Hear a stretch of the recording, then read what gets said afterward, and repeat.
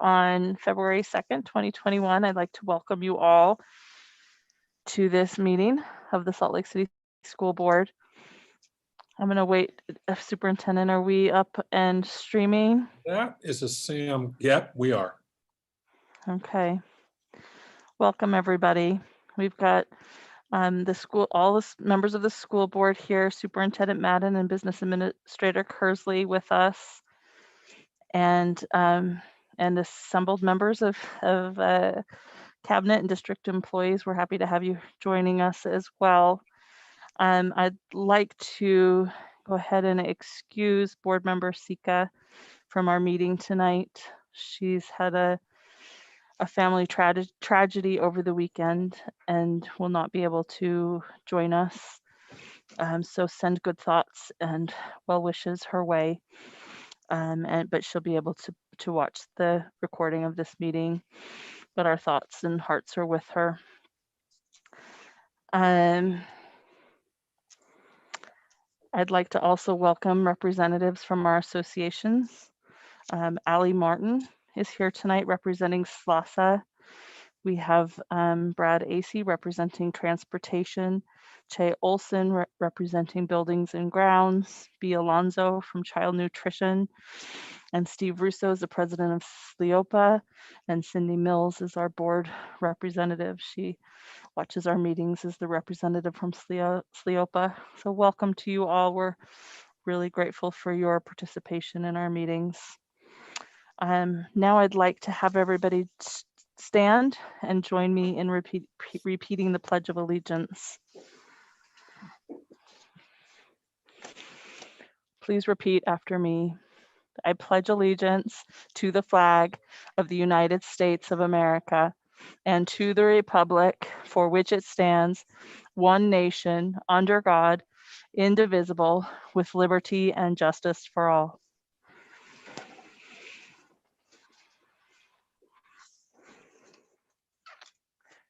Thank you so much for participating in the Pledge of Allegiance with us. Now I'd like to turn the time to Superintendent Madden for a really exciting recognition. And I'm just going to turn it right over to Peggy Patterson. We have Jill Bailey here from Glendale Middle School as well. And Peggy, why don't you take it away? Okay, well, thank you so much for giving us a few minutes to share some awards. We've been really lucky for our results last year with WIDA. Our elementaries and high schools have been recognized in previous meetings. We have 7 elementaries: Backman, Edison, Escalante, Liberty, Mountain View, Mary Jackson, and Meadowlark recognized. We had East and West at the high school level. And now we have, tonight we're going to be recognizing our middle school, Glendale. And so Glendale's award was the award for only 2 schools in the state were recognized in the exemplary category. So we're really, really proud of the efforts that they have done. And Jill is here to share some of what their promising practices and accept this award. Hi, thanks for having me. We're really excited. We had a great year last year. And when I sat down and thought about why we had such a great year, there were 3 things that stood out in my mind. One was our attendance initiative. We had an attendance initiative that the community really bought into, and it was kind of a little zany. We called it "Let's Do This Thing Called Class." And all the kids were really invested in making sure that they were in class learning on time. So that was our first big promising practice, was really just have a community-based attendance initiative, because if you don't have the kids in class, they're not going to be learning what you would like them to learn. So first and foremost, I think that was the key to our success. And secondly, I believe that dyad reading, we did a dyad reading whole school initiative where the kids read partner reading for about 20 minutes a day. And our reading scores increased significantly. And then lastly, we focused on explicitly teaching writing strategies in our ELD classes, and of course in our writing classes. And a couple of our teachers scored above the district benchmark for for writing. So I was pleased with what we were doing with literacy, and hopefully this year we can continue, and we have next year also. So thanks for having me. We're really proud of the work we're doing there. Thank you both. And I'm just going to take issue with one thing you said, Peggy. You said we were really lucky this year. I think we were really, really good this year. And I think that's what you meant. That is indeed what I meant. There was a lot of hard work and focused effort. So, yep, it wasn't lucky. We were really honored to have our hard work recognized. So thanks, Larry, for correcting me on that. Thanks, both of you. Yeah, thank you to you, Peggy, for that presentation, and really thank you to Principal Bailey for the awesome work that's happening at Glendale. I know it doesn't happen by mistake or accident, so thank you for that work, and thanks for coming and telling us about it. It's wonderful to have that to celebrate. So now I'd like to move to our consent agenda, and I'm willing to entertain a motion about the consent agenda. Okay. Okay, let me find my, sorry. I move that we approve the consent agenda, which consists of the purchasing and accounting reports, the purchasing report in the Excel format, the budget report for December 2020, payment voucher report, school financial report from December 31st, 2020, our human resource services report, corrected minutes for the board meeting, November 17th, 2020, minutes for the board meeting on January 5th, 2021, January 15th, 2021, January 16th, 2021, January 19th, 2021, January 28th, 2021, and January 29th, 2021.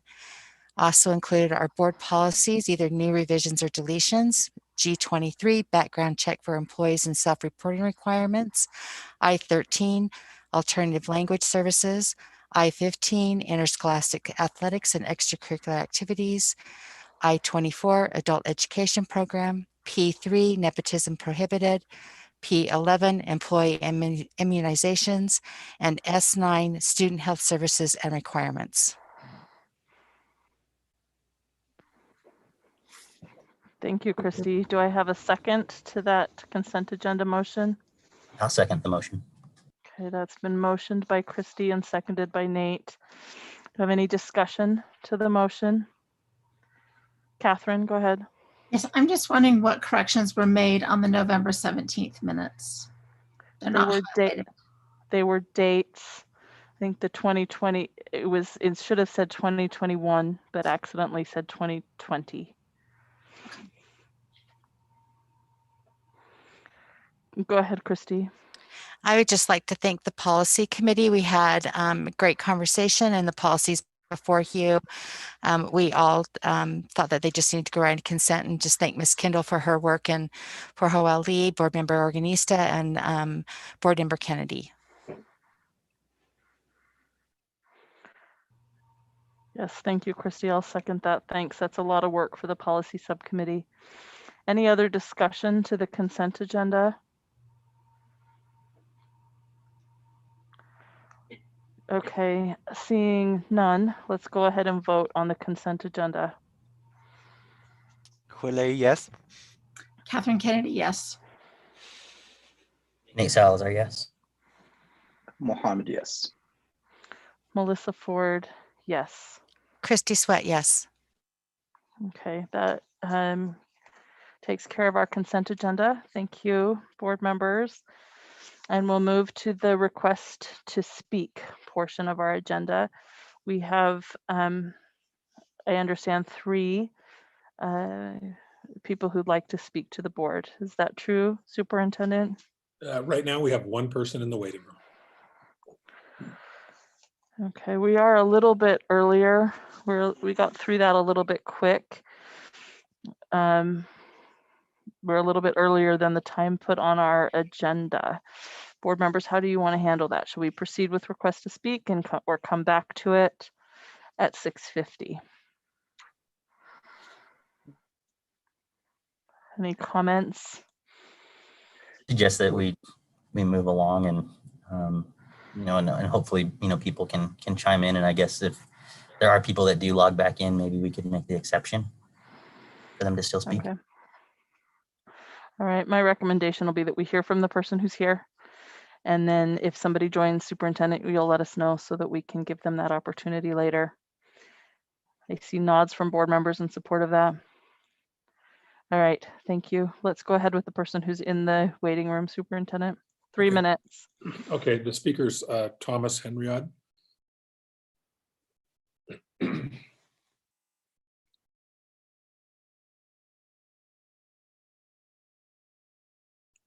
Thomas, can you hear us? I can. Can you hear me? We can. You've got 3 minutes and you can go ahead and start. Okay. Well, thank you for hearing me. I appreciate it. Again, my name's Tom Henroyd. I have 4 children currently enrolled in the Salt Lake City School District, and they are wonderful. I wish to tell you that my 5-year-old son started kindergarten last week in person with Mr. Holt at Bonneville, and it has made an enormous positive impact on him and our family. Difficult to measure, in fact. He is tired at night. I don't believe I need to say more. I'm very grateful to administrators and teachers at that school in particular for what they have meant to my children and family. To you educators, my perspective is that your profession is absolutely as essential to basic society as medical professionals, law enforcement, neighborhood markets, and certainly liquor store professionals. My request to you is to open the secondary schools completely, not just 2 days a week, and allow for normal extracurricular activities with common sense safety protocols in place. You have all clearly been looking forward to the day when coronavirus is no longer a threat. However, that day may never come. In the event that it does not, your current online form of education is very substandard and unacceptable. Perhaps if there was more standard protocol for the online classes, it would have more of a chance at being effective. Many of your teachers do not hold Zoom meetings at all, and many more do not require their students to be on Zoom meetings at a time certain. This creates an autonomous zone for children during their school day. Children need this structure. They need structure before they need anything else.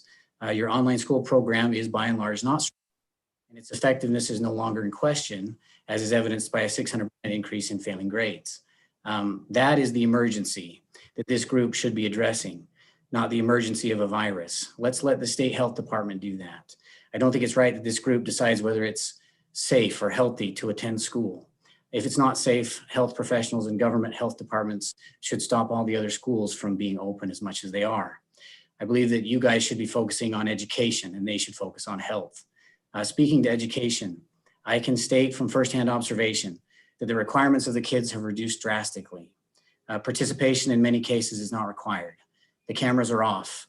A child could be playing video games, sleeping, or something worse. They cheat with other devices, they text, they Snapchat, all while it should be demanded that they be attentive to their instructor. I recognize that there are many teachers putting forth great effort to teach on this medium effectively, and my sincere thanks goes to them. So far though, online has been shown to be ineffective as compared to in-person, and the other ancillary benefits, which should not be dismissed, of socialization and interaction, they're completely sacrificed. At the local elementary school, I apologize for using their names, but Mr. Holt and Ms. Anderson have agreed to teach in person 4 days a week to my elementary school children. I acknowledge they are taking a risk to do so from this virus, among other things. I'm so grateful for their sacrifice, for the betterment of my child and our local community. I'm thrilled my younger children will be at school. Tom, I hate to interrupt you, but that's 3 minutes. Thank you for sharing your thoughts with us. It's appreciated. Okay, thank you very much. Thank you. Thanks. Superintendent, do we have others prepared to speak? Yeah, the next speaker is Elizabeth Condi, and this is the last speaker. The other person sent an email and said they changed their mind. Okay, so we'll hear Elizabeth for 3 minutes. Welcome to you. You've got 3 minutes. Thanks for joining us. Okay. Thank you, Superintendent Madden and board members for your time and work on behalf of the district. I want to thank you for voting to offer an in-person option for secondary schools. I grew up in this community and attended Salt Lake District schools. My 6 children have attended schools in the district for 14 years now, and 5 are still currently students. My children have the best teachers, and I cannot adequately express my gratitude for the tireless work of my children's teachers to educate and connect with my children. We are in a time of significant political divide. When it doesn't seem like parties can agree on anything, they have come together on getting kids back in the classroom. Indeed, even former President Trump and President Biden agree that children should be in the classroom. They're united on this issue because Dr. Fauci says that the data supports that the default position should be to try to keep the children in school or get them back to school. I want to hit on 2 points this evening. Why reopening our schools immediately and in a way that mirrors actual school as safely as possible is critical for the student's success, and why it's just as critical for the district's success. First, the students. The data paints a grim picture of an online learning platform. 1,500 more middle and secondary students failed a class than the previous year. Even more concerning, 364 students failed all their classes, a 600% increase. This was due to online school. How do I know that? Because in Granite District, where there has been a choice, 73% of those students who failed their classes attended online. That statistic is staggering and should motivate us to not wait another minute to get our children back in the classroom. Let me be clear though, I do not blame the teachers for these statistics. They are doing the very best they can, and I'm not blaming families of the struggling students. It is the failure of a platform that does not work for most students. My second point, the success of this storied district. I went to school in this district. I worry for the long-term health of our district. More than 1,000 students have left our district to attend districts where in-person learning is offered. I have heard from many families who do not plan to return. This will result in jobs, in loss of jobs for beloved teachers and loss of programs that make our schools strong and enriching. We cannot afford to let this mass exodus of students continue. Now is the time for district leadership to make wise decisions that show our children's education is top priority. How do we make clear that students are the priority, which will stop the bleeding? It's simple. Announce 2 things right now. That come this fall, our district schedule will be similar to neighboring districts unless the state mandates otherwise. And 2, do whatever it takes to make the remaining 4 months of the school year robust and educationally enriching. 2 days a week should be a starting point. Work toward offering 4 days a week in person for secondary.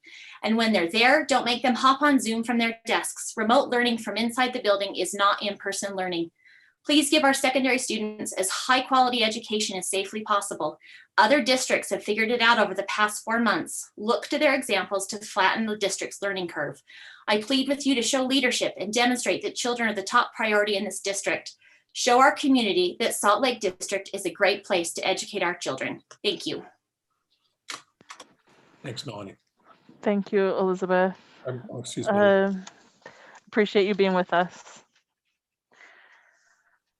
All right, that wraps up our request to speak. We're always happy to hear from community members. We'll move to the report section of the agenda, which will begin with a report from the Late Start Committee, which is headed by Principal Chatterton of Highland High School. Thanks. Superintendent, do you want to introduce him and the committee? I will. Jeremy's here today with Kelly Orton and Melanie Francis, and I'll turn it over to them in just a second. I did want to acknowledge too that the last time that the Late Start was on the agenda was at last year on March 3rd. And it was at that, I mean, obviously the meeting right after that was when we started into the kind of COVID world. One of the agreements at that meeting was that we would have regular reports from the task force. That hasn't happened, and I think we know that that's due to the focus on COVID to this point. But I do want to welcome Jeremy and the other employees here, and hope we can have a good conversation about where to go from this point. So I will turn it over to Jeremy. Jeremy, do you need co-host rights? Yes, please. I'm gonna have to make you the host. I don't see a co-host option. So It's allowing me to share now, so I think I'm okay. Okay. But, well, thank you, Superintendent Madden. Thank you, board members, for allowing me to come in and speak and present on what we've been working on. As Superintendent Madden said, the last time the Late Start Committee or the Late Start was discussed or on a board agenda was back on March 11th. I'm sharing with you what came out of that, which was your motion to number 1, move high schools, or to move that no later than August 2021, next school year, Salt Lake School District will adopt starting times for high school students beginning at or around 8:45 a.m. and optimally, if possible, for middle schools to begin at or around 8:45 a.m. as well. So that's really kind of the direction that we had and that we tried to move forward with as we've been meeting. And we've come up with a couple of different ideas. Again, I think that the parameters we've been working with have been with transportation. I know we're trying to keep to a 2 or 3 start time setup with the need to have 45 minutes between each of the start times. That was one of the parameters we've tried to work within. And then obviously having high school and middle schoolers start as close or around 8:45 as possible. So I will share with you the 2 proposals that we've come up with.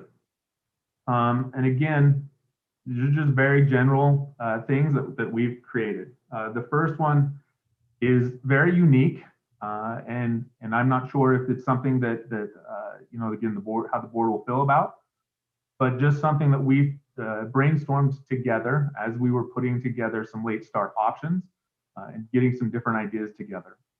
This is a 3-tier start time. Elementaries will all start either 8 a.m. or 8:45 a.m. And our high school start time would be 9:30 a.m.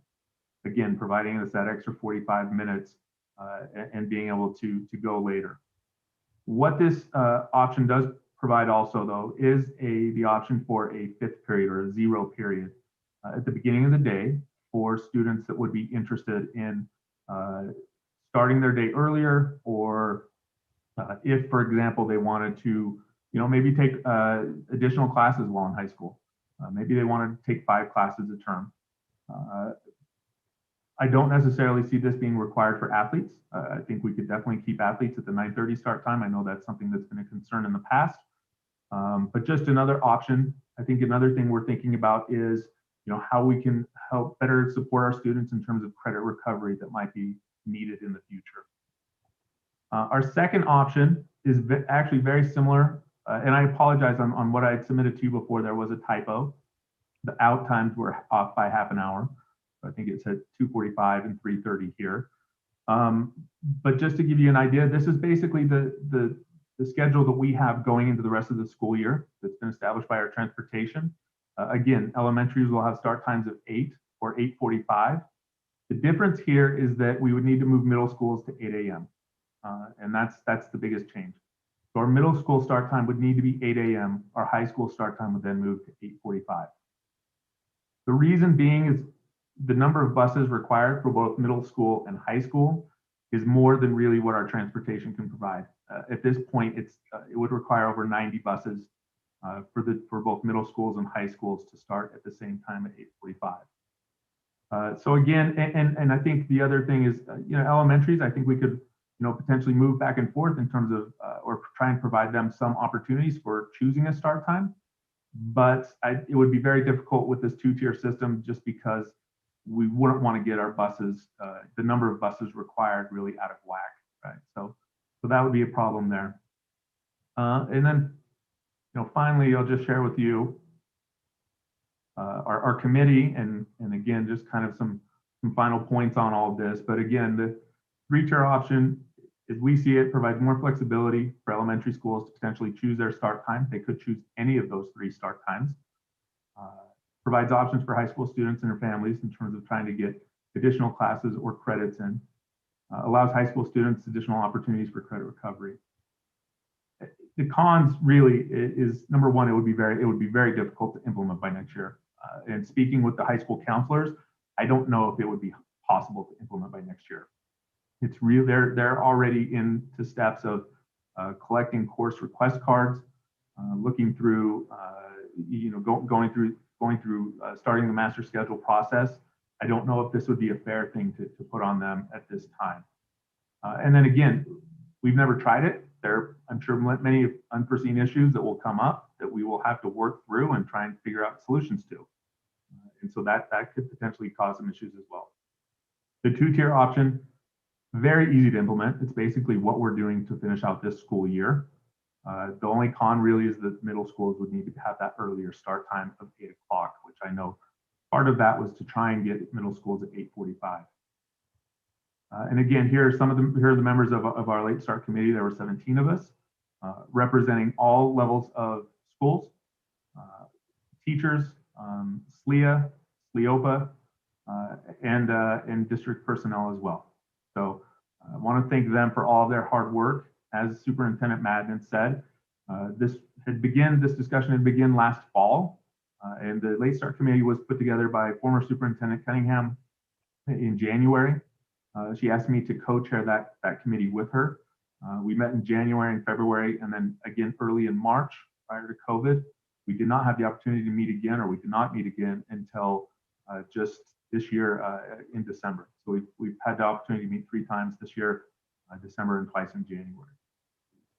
So that's all I have. I have, as I said, Melanie Francis is here with us from the special ed department, Kelly Orton, our director of transportation, and we're just here to try and help answer any questions that you all might have. But thank you for the time.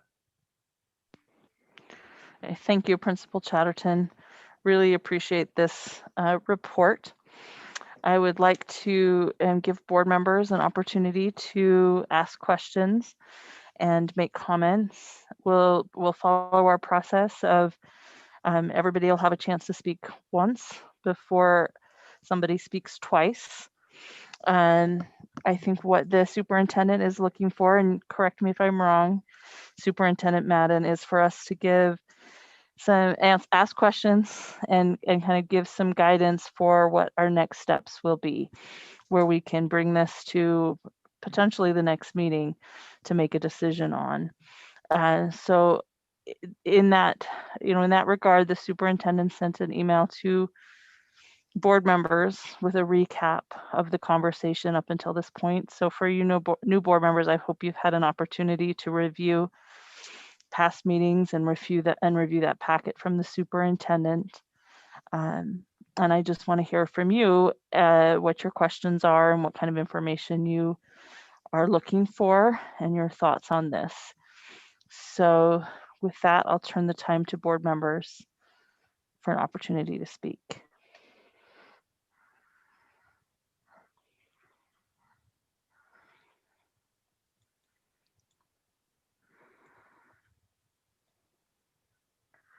Any thoughts? I guess I'll go. Thanks, I don't Cody. want to always go first just because I'm district or precinct 1, but thank you for that report. Super helpful. I remember the board before, had those like town halls and all that stuff. So there's a lot of work put into this, and I'm glad the conversation's starting again. So just to reiterate, so I can know, and also it seems like the public can know, is like the tier 2 is what's happening now. It seems like for the rest of this school year, which is kind of like the late start's kind of already being implemented a little bit, which is I think a good thing. And then those are the kind of 2 potential options that we're looking at, and you outlined those recommendations. And then you said the biggest concern so far in terms of logistics is the busing. And then also the counselors kind of trying to do double work with they're already having to schedule some stuff with the secondary level and stuff. So that's if that's right, is that correct? All that. Okay. Yeah, I mean, as you can imagine, we're kind of busy right now. So trying to put together a new schedule and implement that would be a lot of work, and I don't know if we could do it justice in the short amount of time that we have before master schedules need to be finished. And so my question is, the only difference between the tier 1 and tier 2 and tier 2 we're doing already is that some of the schools, specifically only the middle schools, aren't starting at the 8:45 time. Yeah, so currently, and this would be the switch from what we're doing this year, is basically you're switching middle schools and high schools. So to finish out the rest of this year, we're having high schools at 8 o'clock, starting at 8 o'clock, middle schools are starting at 8:45. So to move to this, we'll basically be swapping those 2. Okay, cool. Thank you. Thanks.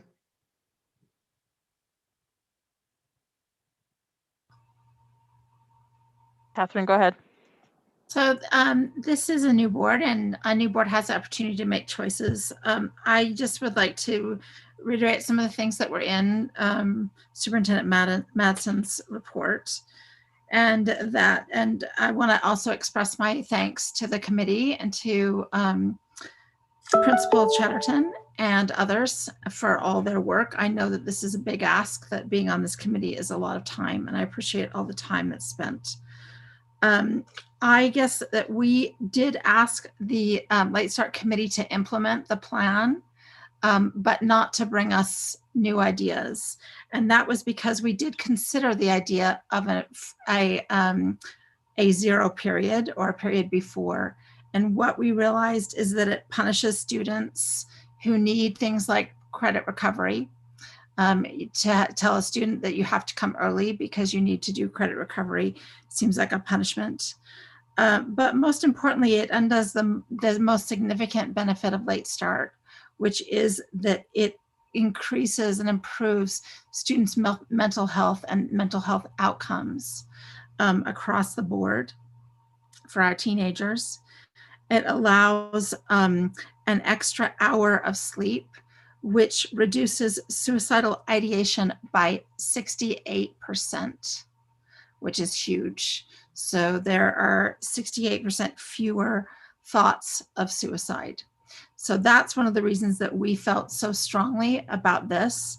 I like your plans for the second option. And I recognize that it's hard not to bring new ideas, but I think that that idea was discussed among the previous board, not to say that we couldn't discuss it again, but discussed among the previous board. And we said that we were not interested in that because of that one reason. So that would be my feedback, and I would be happy to see you go forward with the two-tier system. Christy, go ahead. Thank you so much. Principal Chatterton and Ms. Francis, thank you for being here. And also Mr. Orton, appreciate the time that you've taken to be here with us. So I just have a couple of questions, and can I just go one by one, and then Principal Chatterton, you can delegate the question to whoever you think is best to answer it. So I think that first and foremost, I want to recognize that none of us expected the pandemic, to come along right after your last meeting, that you convened. And that, of course, it's been really difficult to come together and coalesce around, this topic. But I do recall that the board did ask for specific things that we would be able to talk about this, in a timely fashion, because we knew that there was also implications, like extending the day, that having teachers come in at 8:45 and leaving at 3:50 in the afternoon, is something that, we haven't sat down and actually had a collaborative conversation, with our teachers union about, which was a part of what the committee, was going to be looking at. So knowing that there are some extenuating circumstances for me, of course, absolutely understanding everything that Board Member Kennedy just went through is what drove us to that conclusion, was that we wanted to look at it. So maybe would you mind talking a little bit about the fifth period? Because I'm a little, that was a little confusing to me what Board Member Kennedy was saying, that it was somehow, a slight against students. So could you talk a little bit about why you are proposing or thinking that there could be a fifth period that would be a part of this conversation? Sure. I mean, having the opportunity to have a 5-period day is not a new conversation, I guess, that high school principals have had. Probably go back 10 years when I was a new administrator in this district, and it was something that was discussed in, hey, just trying to play with different schedule ideas. Really, what we're trying to do is, again, offer students the ability to have kind of the choice and the opportunity to have a morning period class if that's what fit their needs and their family's needs best. Potentially, we could see it being used for credit recovery. We could see it being used for other classes as well. As we've all found out this year, there's a lot of our students that have had a lot of additional burdens put on them in terms of work, in terms of what those expectations are from their family or from their home. And providing them the option to, if this is something that they need to have, if getting out of school at 3:30 or 3:50 is not something that's conducive to their family, that potentially this is something that this could be a schedule that could work out for them. Again, if we had a student that was eager to just kind of finish high school, and wanted to take 5 periods and be done within 3 years, that's something else that could be provided by this schedule. Again, I'm sure there are a lot of things that we haven't thought of that would come with this. I know our counselors here at Highland were very concerned about course offerings, how that would look, what that would look like. Would we be able to provide enough course offerings every period? But, and those are things that we won't know until we've actually tried to put it together. But the idea really is being able to offer some flexibility and choice for our students and for our families. That makes sense to me. So not so much of a penalty, but yet could possibly be used that way, but more of a choice, in that 5th period. That makes sense. Could you talk a little bit about, you said that it would be hard to implement in the fall. Some of the challenges, maybe a couple of those challenges that your committee has talked about that would be helpful to us as a board to know what those would look like. Sure. And really, I think that the biggest challenge would be at the high school level. Again, just in terms of the schedule making, what goes into creating schedules. As I said before, or as I said earlier, our counselors have already been working with 9th graders and soon this year's 9th graders and next year's 9th graders in terms of putting together course selection cards, trying to get our master schedule ready, trying to see what courses we need to offer. And so trying to basically going back and having to redo that with the potential of a whole new schedule would be very overwhelming. Would be overwhelming. Okay. Yes. That makes sense. Could you talk a little bit about, do you think these schedules that are being proposed, what the impact would be on current or future needs of our students with disabilities?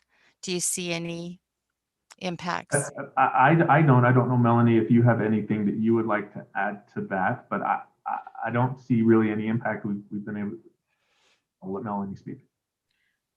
I'm fine to have you keep speaking, but I would just say that Amy Wyrick was part of this committee and she's from the Utah Parent Center. And so she had some good input in there as well. But I do think it's something that we don't quite have the pulse on. If we were to move forward, we'd have to get some more information from our parents and how that would affect them. Okay. All right. Let's see. I think that one of the things that we talked briefly about is having the opportunity to look at what the whole schedule looked like. I know as a previous board, and I would hope that this board would continue to talk about, is the 90-minute period really what we want to offer our kids? Is it something that needs to be changed? Looking at the setup of what that day looks like. Was your committee able to even start those conversations?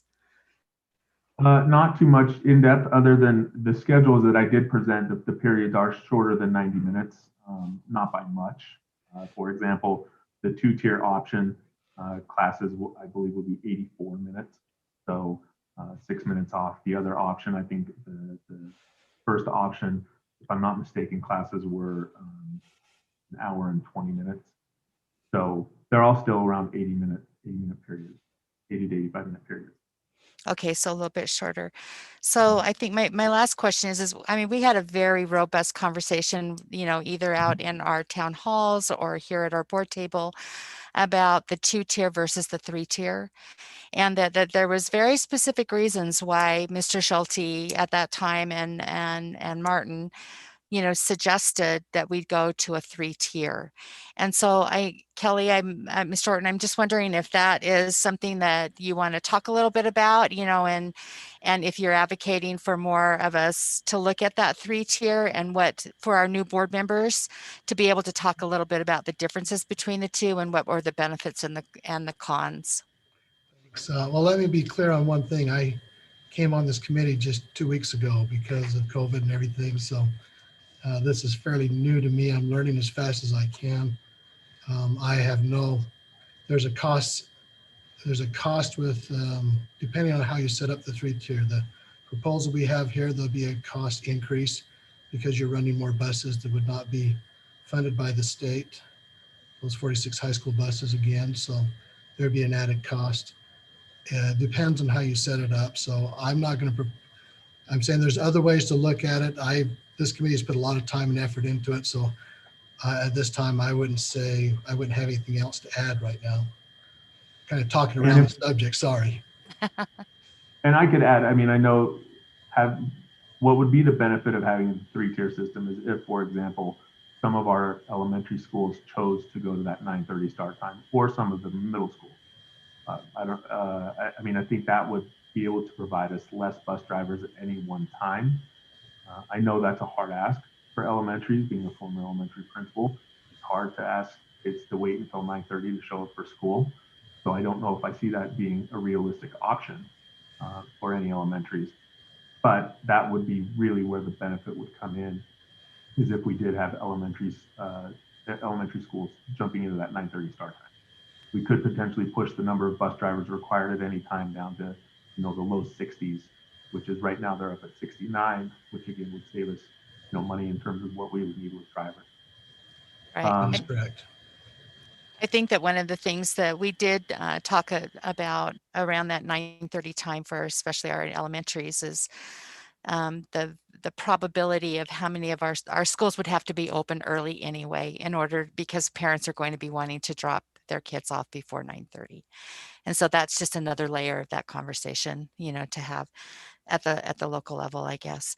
So what I'm hearing, although I am an advocate for, the late start, I think that all of us came to that conclusion.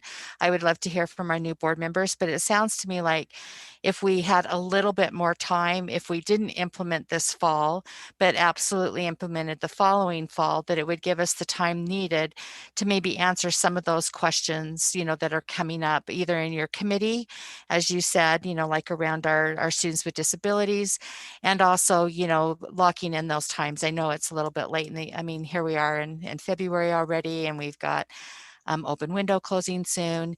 And so I mean, that obviously is going to impact choice. And so I appreciate the work that the committee has done and restarting this conversation. So thank you so much. Thank you. Dottie, go ahead. Okay, well, thank you so much for doing all this work on behalf of students. I think I'm really appreciative of that. I did have the pleasure of sending a message to a ton of my friends to see what they thought. And I think what I heard was that I don't think any of us want to be in school, like bordering 4 p.m. And so I think that was not a very popular option. But I also know that like at West High, we have ELP students. We also have freshmen who are unable to drive, so they probably rely on their parents to pick them up, which is kind of in the middle of their office hours. But I also want to say, like, if I were to do this, if you want kids to sleep more, we should just put in nap time, I think. No, I'm just joking. But, if you really want to make sure that kids are sleeping, we would have nap time. But yeah, I think that probably right now, the 8:45 is that the option, 8:45 to 3:30. I think that would probably be the most suitable option, especially because students also work after school. And so if school ends at 4, that makes it a lot harder for them. And the workload that we're getting is not decreasing, but the hours we have to do it does. Because if we're supposed to be using the time that we would be before 9:30 or 8:45 or whatever to sleep, if our workload doesn't decrease, then those don't translate together. So yeah.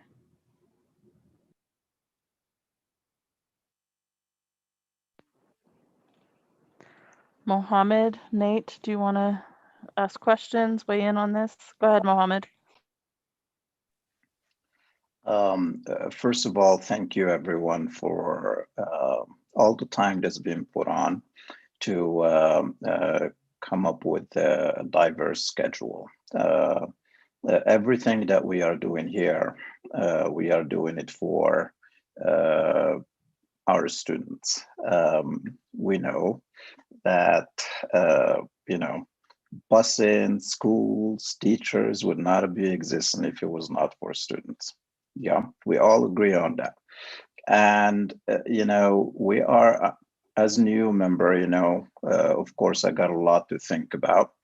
But at the same time, I'm so glad, Dottie spoke, because, the students who are out there in the field, us adults, parents, we could sit down, go back and forward, about which schedule would work. But I think continuing to hear more from our students would be our best, option here. And I absolutely, also concur with the fact that we do not want students to stay late. I am from Morocco. We stayed late at schools, and let me tell you, it was not fun. And emotionally, it is exhausting. You're already thinking about the end of the day, and you wonder, what time you're going to start tomorrow, and if you have enough time to do your homework. So that late, the finishing late is definitely, is going to be a challenge. So what I would like is I would like to know actually from the committee. I know they said that they cannot implement it this year. They have to wait probably until next year. My question is, when you're saying next year, what is the time frame you're putting in that? In terms of like if we were to implement the first option, well, I think what we would need to do is really be able to play with the schedules. And almost what I would say is take this year's schedule, create this year's schedule, and then even over the course of the summer, as administrators take some time to maybe play with those numbers and see what it would look like if we were to try that 3-tier option and get a better understanding. Where would be the pitfalls? Where would be would it work for us? And then obviously bringing SLEA into the conversation more so, right? SLEA leadership, because it will extend the school day. What that means for individual teachers, that's again up to a question. Would teachers potentially have the option of coming in, later in the day, or if they came in there earlier, be able to leave at an earlier time? That would be a whole different conversation that would need to happen between you all and SLEA. And so I think those are the conversations that would go. Again, we were just obviously with one idea, trying to be a little bit outside the box, trying to come up with some different pathways in terms of some different options for students. Okay, so my question still has not been answered about what is the time frame for next year? Let's say everything goes through. We're gonna go with your plan for next year to have everything situated. What time of the year you think you guys gonna be all situated and everything should be good once we agree on the schedule? So, I guess, again, if you're asking, like, if we were to decide right now that we wanted to go with schedule number 2 for next year, that could be implemented right now. That's ready to go. If we decided that we wanted to go implement schedule 1 or proposal 1, that's where I believe we would need some time this summer, early next fall, to play with those numbers and to see what it would look like, and to solve any potential problems that would come up. So I think we could, I guess if you're asking, could we implement it like middle of the year? Yeah. But I think a lot of it would just have to come with looking at, I would definitely want to talk to my counselors more and get some more feedback in terms of, is this going to uproot everyone's schedule? How do we need to create this? There's just so many other pieces that go with it that I think we would want to be able to have time this summer and early next fall, even this spring, to be able to look at where our numbers are in terms of after we get our course selections, after we're able to start creating a master schedule, to see if this is something that could be implemented the following year. But I think we could have it, we would know by next fall, I would say. Thank you. And, just to the families right now who are listening, you see, we have a big district, a very diverse district, and we owe it to our students that, they have the every support that we can provide for them to be successful. And so, and we know busing has been the issue for sure. And I would like for families that are listening, anyone who is listening right now, I beg of you that you use every resource and power you have, through the legislators, through those who are responsible for controlling of funds. And so I beg of you that you reach out to them and find out a way that you can ask them, just as a parent or as grandparents or as a student, to ask them to help us, help us in getting those buses situated, because that's going to help the morale and the mentality of our kids by the time they get to school. But thank you so much for that, for those information, and look forward to learning more. Thank you. Thank you. Oh, sorry. Go ahead, Nate. Oh, no worries. I was going to take my turn, but I'll Oh, wait go till for after it. you. You jumped on first. Go for it. All right. Thanks. Really, thanks for this work. This was conversations that I was engaged in last fall, and then obviously through the board meetings as we discussed this through the spring. I took the opportunity to re-listen to the board meetings where we discussed this over this last week. So I got to relive those meetings. There's an enormous amount of work that's gone into this, and then disrupted by the virus and everything else we've been dealing with. I really appreciate the effort that's gone into by the committee into these two schedules and proposals. I'm really excited by the possibility of being able to implement a later start for our high school students. I know how much benefit it will provide to them. One of the things we talked about as a board in those meetings was the impact on the whole system to making this change. And I'm still thinking about those impacts. You've heard some of it discussed by my fellow board members, and I like the way they think and process. I'm concerned about after school activities like jobs and athletics for students. There, a lot of students for whom that's their connection to school is the athletics. And then there are students where the job is very important both to their family and to their own choices. So I want to hear how you feel like both of these schedules will affect the ability of students to engage in those after school activities. Will high school activities be able to adjust times of after school events to accommodate us? I don't know if that conversation's been had. I'm also thinking I was at Highland actually last year in one of our tours of this, and a student said most after school jobs, and I don't actually know if this is true, but it was true for my children and true for the student at Highland that I talked to last year, that their after school job started at 3, and that was the shift was 3 to 10, and they were a little worried that they wouldn't be able to do both. So I'm a little bit concerned about that. I want to hear what your thoughts are on that. I really like the outside the box thinking of the proposal number 1 that starts has the option maybe of a period that starts at 8, which is what we're starting at now for our high schools, which is 15 minutes later. But I'm sensitive to the fact that we can't do that in the fall.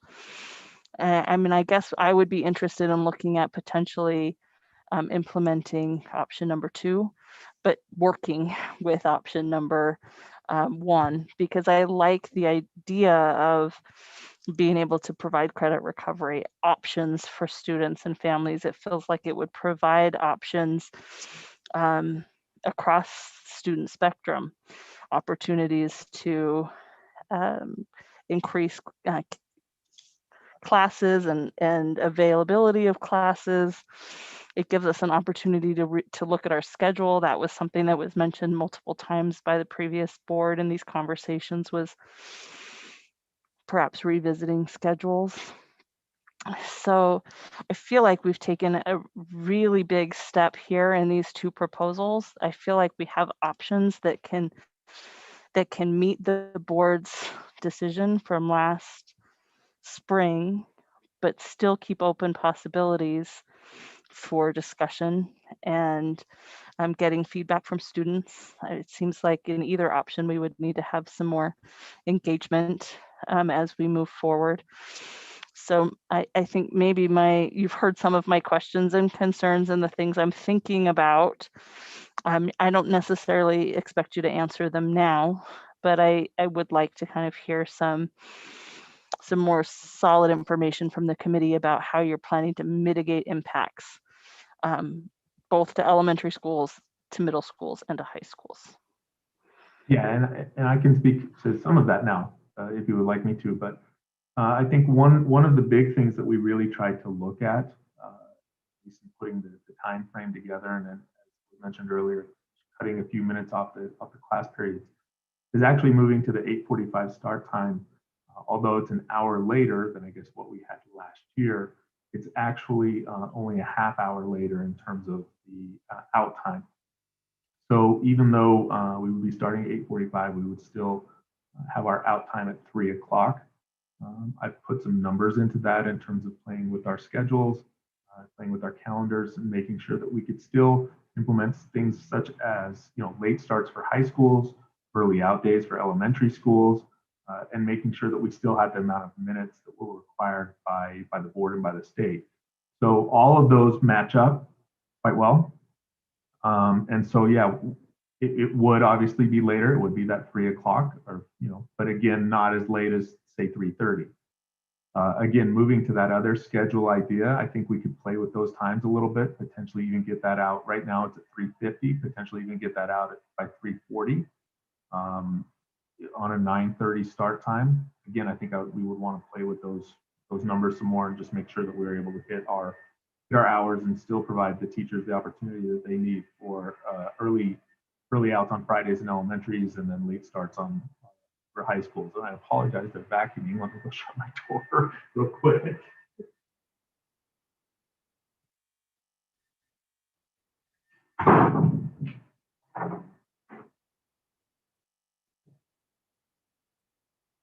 Sorry about that. So I think we really tried to kind of focus and mitigate on how we can help students still be able to get out. Again, I think that's where the zero period potentially could really offer students the ability to work if they needed to. It would allow students that decided to start school at 8 a.m. to be able to get out by 2:15, 2:20, which would provide them the time that they would need. I do appreciate what Dottie said, though, about even though they were starting or getting out earlier, potentially, the concern about still having to start early in the next morning, right? And does that defeat the purpose of what we wanted? I don't know. I can't speak for each family. I think each family, obviously, and each student is unique in that way, but it provides the flexibility for that. The concern, obviously, I think would be the 9:30 start time in terms of athletics and getting out as late as 3:40. Currently, most of our sub-varsity games start around 3:30. And so that would be during school hours. We could definitely make that change in terms of our school. I believe we could, say games that are being housed at Highland High School or East High School or West High School, we could push those back. So I think we have the power to be able to do that. And say, okay, we're going to start our sub-varsity games at 4 o'clock as opposed to 3:30. But we obviously can't do that when we're traveling to another school. And so still pulling kids out for those classes. I do think, and part of the idea for that was if we had that option, being able to provide, which many of our schools have now, athletic periods in that last period, right, of the day, that the one that would go to 3:40, so that potentially those students would not be missing as much class time as needed, or in terms of instructional time in other classes, that they will provide that opportunity for them. Thank you, Jeremy. I appreciate you answering those questions and the thought that's gone into this. I can tell you've thought through a lot of those impacts and things already, and I appreciate that. Yeah, I mean, obviously knowing that those early out days on Fridays, again, from my experience in an elementary, are critical to elementary schools. I wanted to make sure that we can implement that and still be able to provide that opportunity. Same thing with high schools and the late starts. Want to make sure that those are still something that we can implement and be able to provide our teachers that time to prepare. All right, just one more thing. I do remember from the surveys we did that we had overwhelming support for late starts for high school. It wanes when we start disrupting start times more than 30 minutes. So I do appreciate that both of these proposals, you really don't affect start times for elementary schools more than really, 15 minutes seems to be 15, 20 minutes seems to be the most. And so I do want to encourage board members to take an opportunity. I'm sure the superintendent can send you or find you the results of that survey data we did from Y2 Analytics. That would be good information for you to see. I think helpful to know how supportive the community really is about making a change for our high school students. It does benefit them in their mental health, and social and emotional supports is something that we've set a goal as a board to address. So I appreciate the committee's responsiveness to that.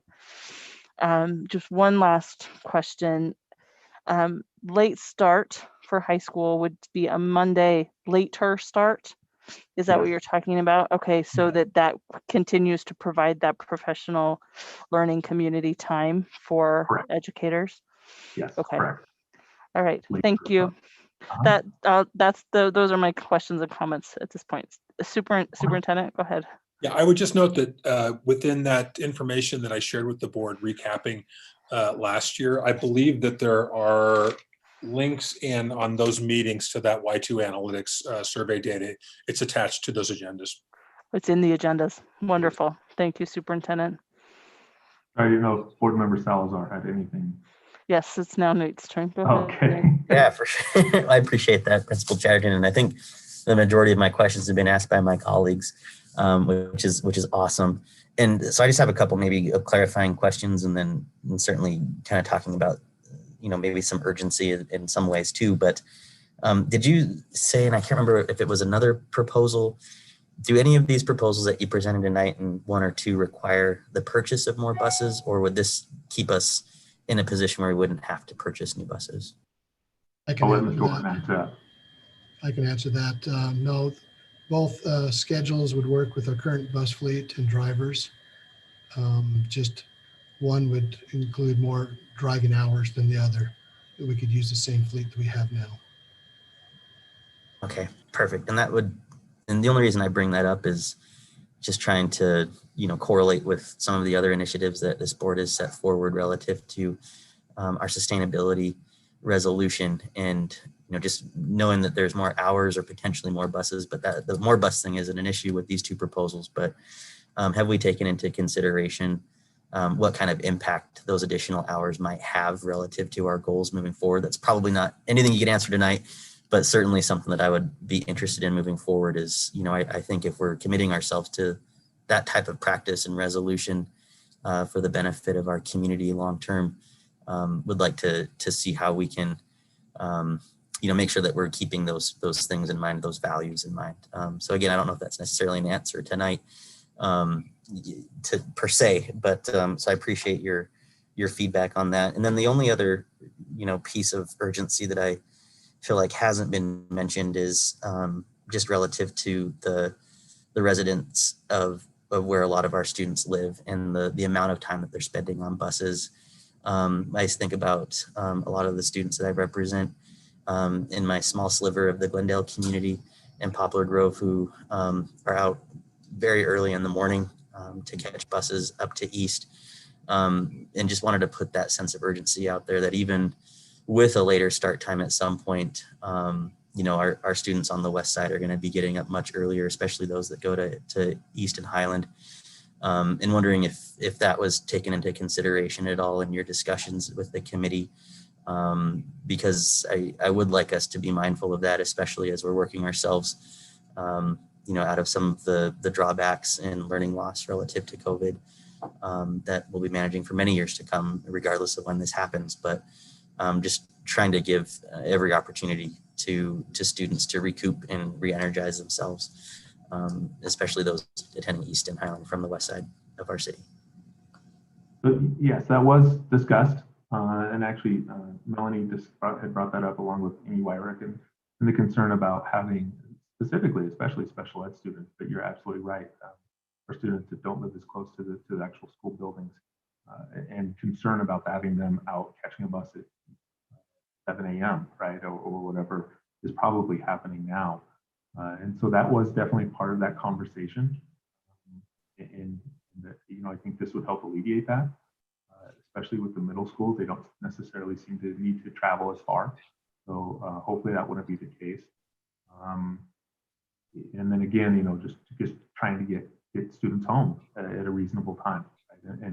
And that has been something that's been brought up. I know that Mr. Orton and the transportation department has really made an effort, a concerted effort to make sure that no student is on the bus for over, I believe it's 45 minutes. And so that's really a focus I think that we have overall, and that they're working hard on. But obviously areas that we can still improve. No, I appreciate that feedback, and certainly want to kind of add on to the notion of engagement and what some of the next steps that you see that we might need to undertake, right, relative to that. I appreciate that we've spent so much time on this as a board, and certainly as a district, and your efforts with this committee up to this point, even with a bit of a COVID break. It's been a lot of work. There's no doubt about it.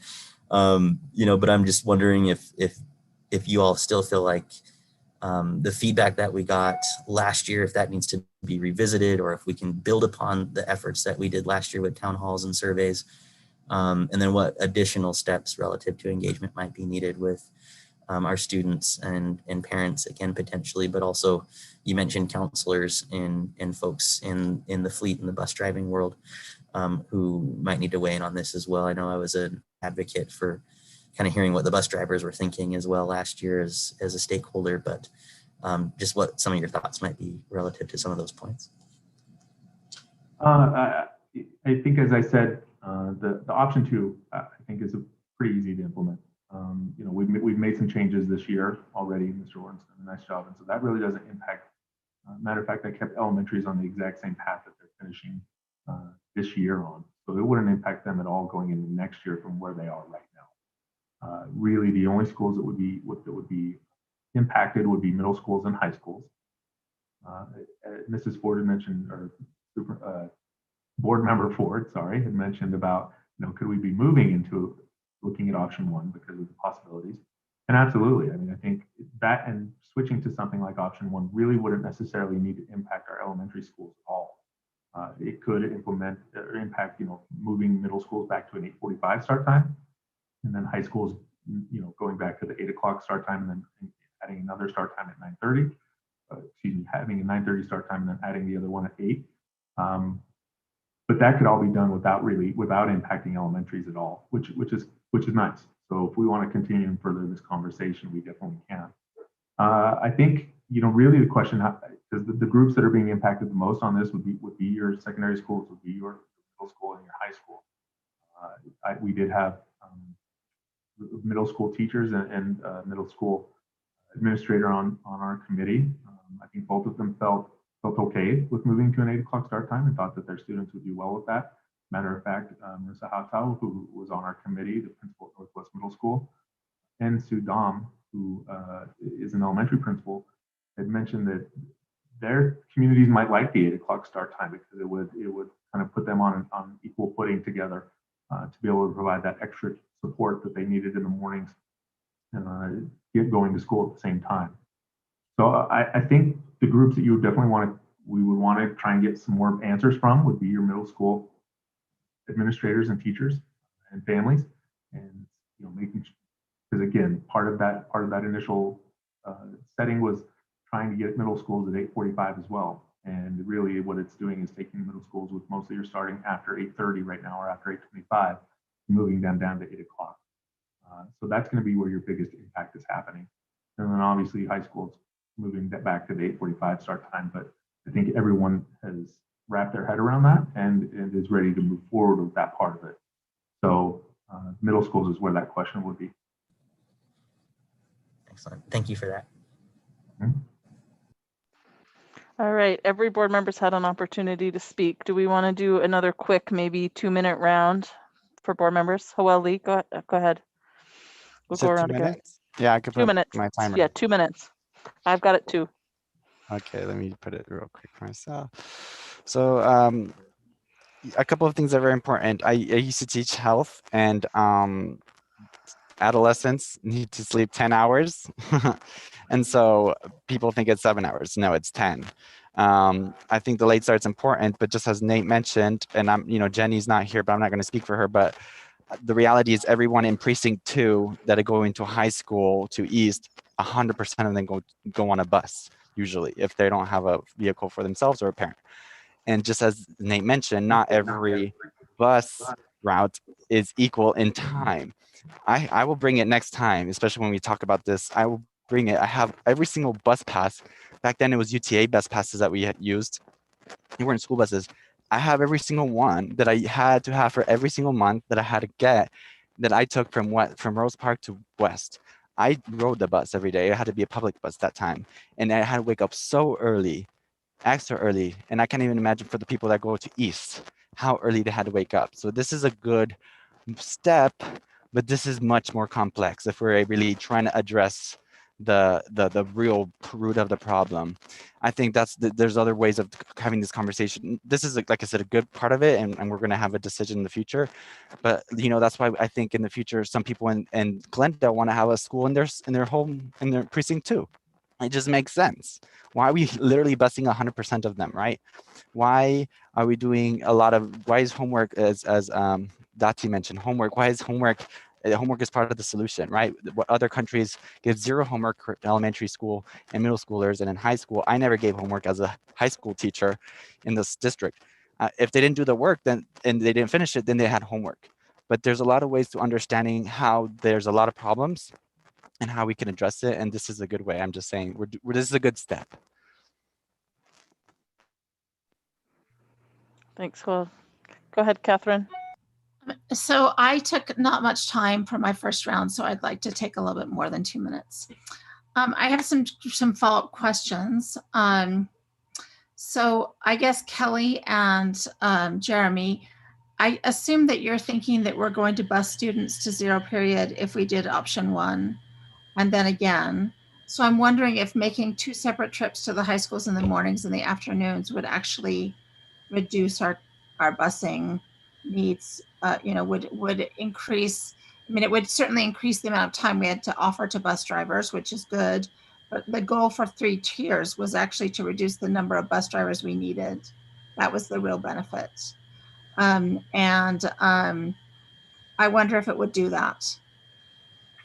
I don't know. Go ahead, Kelly. I can answer that. From what I've seen, it's a 3-tier route, but it's not a true 3-tier that you see in Granite, places like that, where the schedules are more complex, where you can save money. What this one is we're busing the students to the high schools at the 8 o'clock, and we bus another tier, then we turn around and use those buses to do the second bus trip to the high schools. And that, just be clarified, that would not be funded. That would be completely funded by the district if we did that part. Because you're allowed only 1 AM and 1 PM bus per route for the schools. So, and really, the cost benefit would only come if we had elementaries that chose that 3-tier, or if we were able to put some schools on that third, other than just high schools, on that 3rd tier, right? Where we could move the number of bus drivers required down to a number that is in the lower 60s. Then potentially you could save money in terms of how many bus drivers you would need to hire to recoup those costs. That would really be the only cost-saving benefit having. So it would require several of the elementaries to be on that late 9:30 time. Okay. Right. So I guess I'm seeing that. I guess I would say that this is a penalty, Christy, because late start benefits, what we see in the data is that late start benefits low-income students the most. And the concern is that more low-income students would be nudged to take earlier classes, which is a disadvantage to them personally, and also, as we've seen, increases the cycle of intergenerational poverty. So that's a definition. I think that making students come early for credit recovery is clearly a penalty to them. I think if we set up something as optional credit recovery for those who wanted to do it, that would be wonderful. We don't have to have an optional 0 period to do that. But I think having students required to come for a 0 period would deny them the opportunity of additional sleep. So I really appreciate your efforts to get option 2, Jeremy, and the entire committee to a 3 p.m. end time. I think that makes it really doable. If athletes had to come to a 0 period because they wouldn't finish until 3:40, then they wouldn't gain the benefits. They would also, I think, be encouraged by coaches, possibly by parents if they play on competitive teams, to take that. And so that concerns me. That was something we talked about, that it concerns me that athletes would be denied that benefit. We talked last year about starting this past fall in 2020, and we decided not to, so we'd have the time to plan. And of course, COVID made that obsolete anyway. We saw articles in the academic press last summer about how the later start time and the options for students to sleep more benefited them. It was a great benefit to them, and mitigated some of the other costs that COVID had for those students. But I do not want to delay another year. I remember really clearly one of our community members saying to us last year, it was very striking: if you know you have a medicine or a cure that works, you don't wait a year to begin that medicine. And we did, although we didn't because of COVID, but we would have. We would be starting at 7:45 this year. I'm glad we're starting at 8 now. But I just don't want to wait another year and possibly have the implications of the statistics that we've already seen roll out in our district. So I'd really love to see us, if we want to continue talking about option 1, continue talking about it, continue talking about what the possibilities are, and also the limitations of option 1 and how it might help or hurt our students. But I'd really like to see us get option 2 in place next year, so we can go ahead and start having our students benefit from that, knowing that I actually won't have a student in high school at that time. So I'm not gonna, none of my students will accrue that benefit, but I'd love to see it accrue to the entire district and all the high school students in the district. Thank you. Thank you, Catherine. Other comments from board members? Christy, go ahead. Thanks so much. Boy, this has been so informative. Thank you for the conversation, board members and committee. So maybe just 2 comments more than questions. So I know that a number of years ago, we did build in more time for instructional. So I appreciate Principal Chatterton, you saying that we'll probably be okay within that instructional time, because we do have additional hours already built in to the schedule. So I appreciate you bringing that up. I'm just wondering, I know that we talked a little bit about it, but didn't dive into it, what a 4-tier busing schedule might look like. So I'm wondering if that could also be a part of the conversation, if that would be of any, if that would be of any help, or if it would actually just be, nope, off the table. And we're just going to look at the 2 and the 3. So I know there's multiple districts that have different kinds of busing schedules, but I appreciate the work that you've done tonight and look forward to the continued conversation. Thank you. Thank you.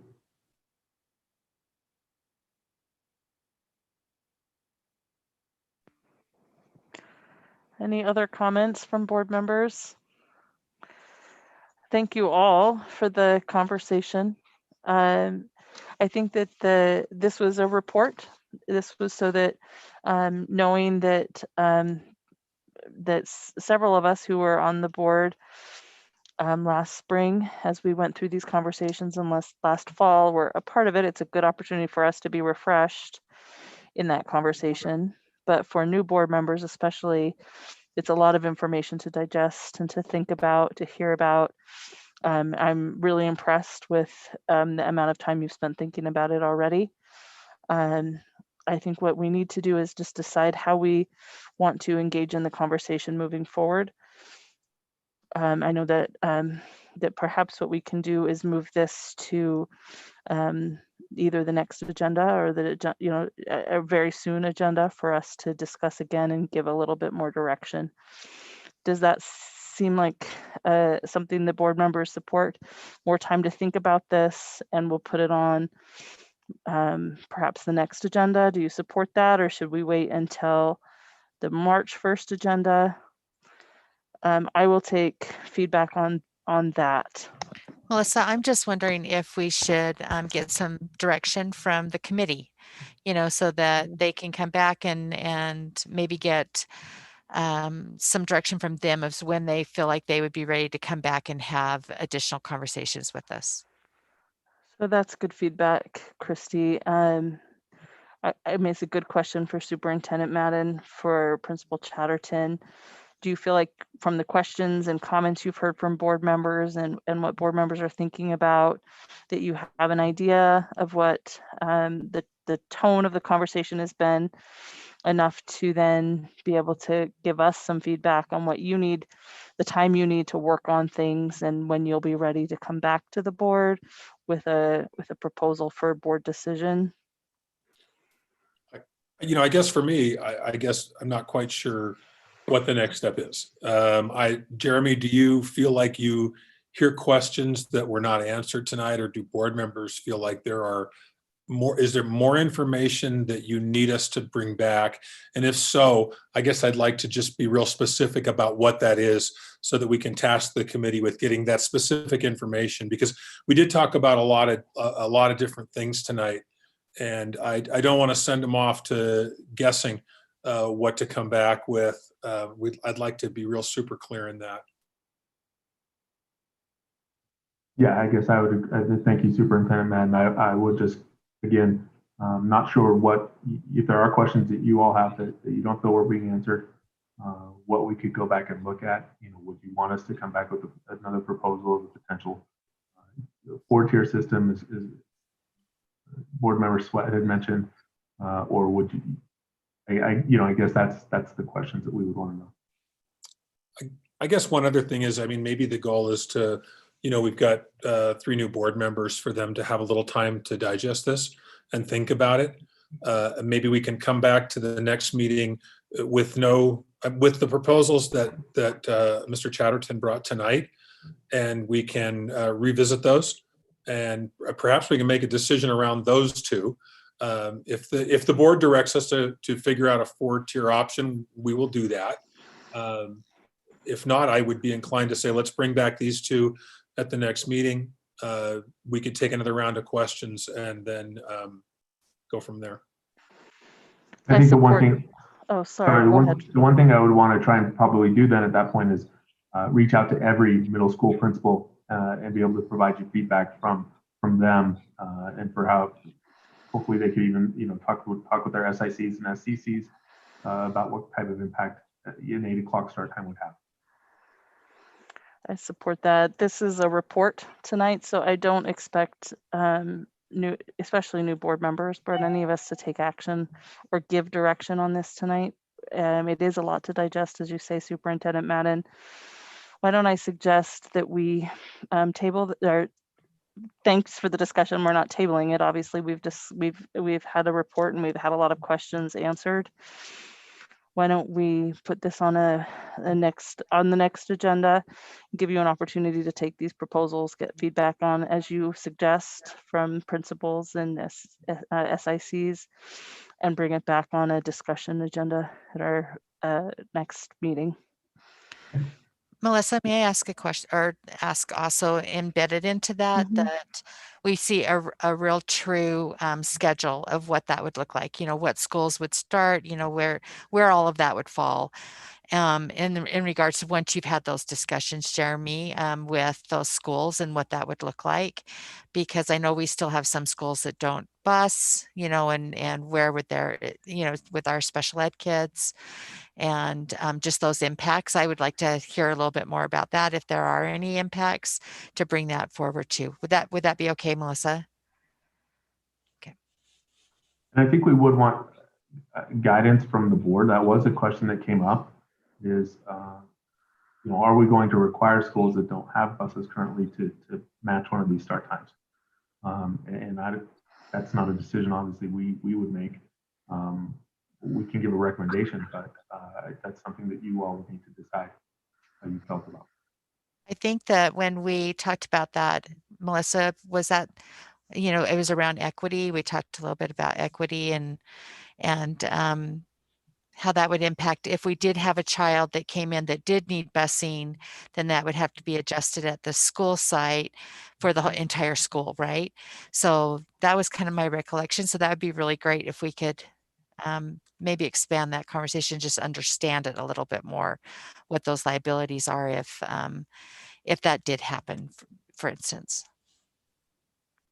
So that's great, Christy. Go ahead, Mohammed. Yeah, so as a new school board member, so this is like a complicated, process.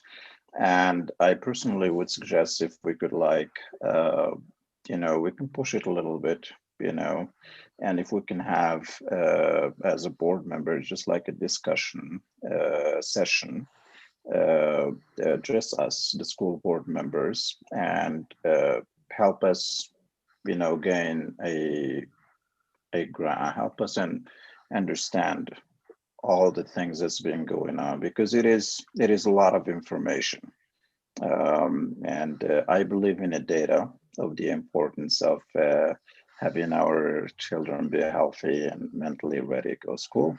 But also I would love, that if we can have just a discussion to, help us understand what's going on. Certainly, we could add it as a discussion agenda item and discuss.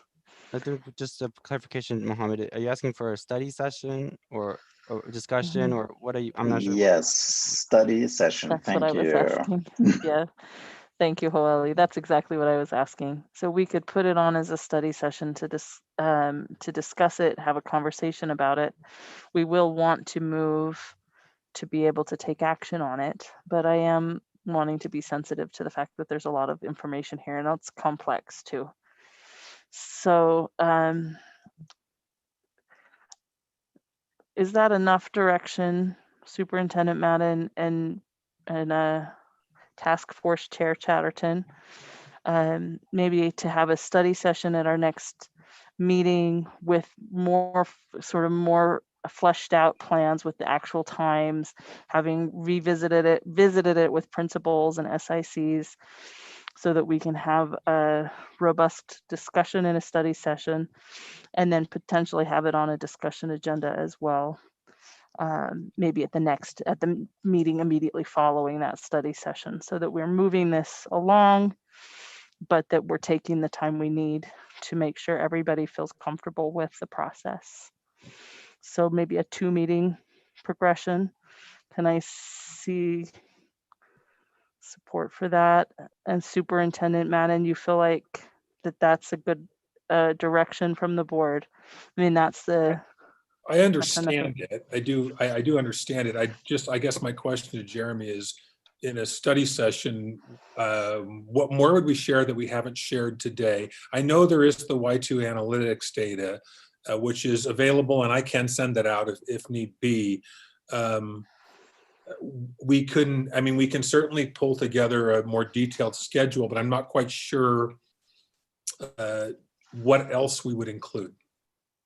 Well, the only thing that I'm thinking that potentially we haven't shown is what a bell schedule might look like for an individual school, if that's what you're referring to.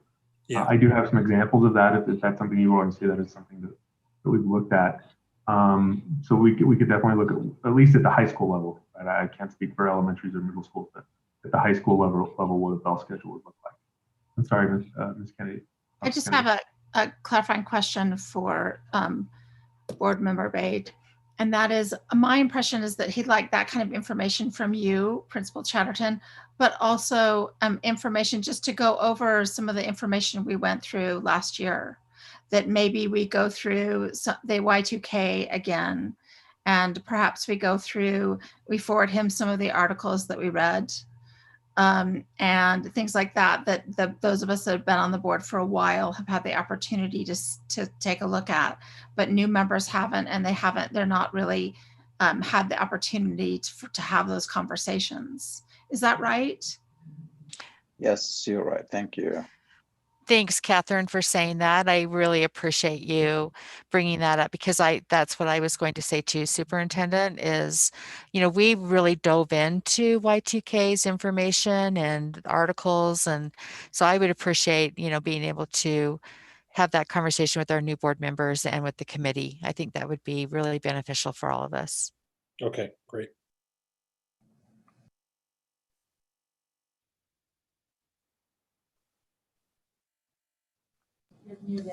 Oh, I'm muted. Sorry. Thank you. This has been a great conversation. Thank you for the report. Thanks for the committee. We appreciate you being here. We will schedule a study session for our next meeting to have this conversation and take a deeper dive into this. Principal Chatterton, I think it would be great to have your task force committee participate in that as well. And then we'll continue moving forward. Thank you. Thank you. So moving on to the next topic on our report agenda, we have the capital projects. And we've got Business Administrator Kersley here and our Facilities Director and Paul Schulte. I'll turn the time to you. Thank you. Attached to the board agenda is an exhibit. So as part of building the capital budget for each fiscal year, Paul and his team goes out and develops a list of projects that need to be addressed. And we'll get to that here in the presentation. And we use that as a basis to build the budget. But also, as noted on the cover letter, we're calling it the 2021-22 capital projects list. But as school gets out in the summer, and let's say we wanted to replace all the carpet in a school, we may not want to wait until July 1 when the next budget year starts, because we lose 2 to 3 weeks there of time. So what we'd also like to do is, even though this is the 21-22 projects list, we may start some of those at the end of the school year using the 2021 unspent allocations in the capital budget. So that's what that little note on the cover sheet is talking about there. So now I'd like to turn the time over to Paul. He's going to kind of discuss this projects list and the method on how it comes to be. Good evening, everyone. It's good to be with you. It was interesting listening to that previous conversation, and I just wanted to take a moment and address, I think Nate brought that up, as we are developing the sustainability plan that we're going to visit with you next fall. We can't wait. We are talking about transportation, the mode of transportation. That is a critical component to the plan. So that's being forefront in our plans and the resolution. So thanks for always bringing that to absolutely. Also, I'd like to point out that, Alan, just a recommendation going forward, and I apologize because I should have brought this up. Everyone, if you look at the cover letter, you see the 4 standard bullets that we've always had there as long as I've been there. But I think we probably need to add a 5th, and it's got to be probably up around 1, 2, and then maybe 3 or 4 right in there. But that we should have sustainability now on that list from going forward. I think that's got to be a part of everything that we do, right? That lens. So I assure you that every year that I'm here, that will always be embedded in our priorities. But if you draw your attention to that, we do a visit to every school each year and evaluate through my team. They actually come up with issues ahead of time, and then we go and visit with the principals, and we go over their what we anticipate is the appropriate needs for the building. And obviously, life and safety is number one. So if there's anything that is an issue relative to those life and safety, we'll make that a priority. Building integrity and preventative maintenance is number two. That we have a great system. We have we know how old our roofs are. We know when HVAC systems, these type of things. So we try to stay on top of that, and we have a schedule. And then we look at the instructional needs. So that could be any adjusting a classroom, adding a classroom, those type of things, and discretionary. And then, like I said, we did include sustainability in our discussions this year. I anticipate when I come back to you next year that this list may look significantly different because of the impact that our sustainability plan will have on how we look at the lens that we look at everything. So we outlined all the buildings. I don't know if you had a chance to review any of those. I will go again, kind of beating on that sustainability, but as we're replacing boilers, HVAC systems, these type of things, they're coming in at higher efficiencies. But again, we are in the midst of a audit from McKinstry company, and they're doing an audit of all of our buildings and our systems. And again, we think this capital project could look quite a bit different by the time we get together next year. But that being said, we're not going to invest in anything that's not efficient this year. So I'm open to any questions as you've looked over the plan. There's a lot there. So I also, just one quick thing, I also included on the very last page, it's an exhibit that was presented last board meeting. And then I color coded 2 cells in the spreadsheets on page 6 and page 7, just so you can see how the budget gets developed. We take this list of projects, and then you can see that number ties into the 2021 total expenditures for the capital projects fund.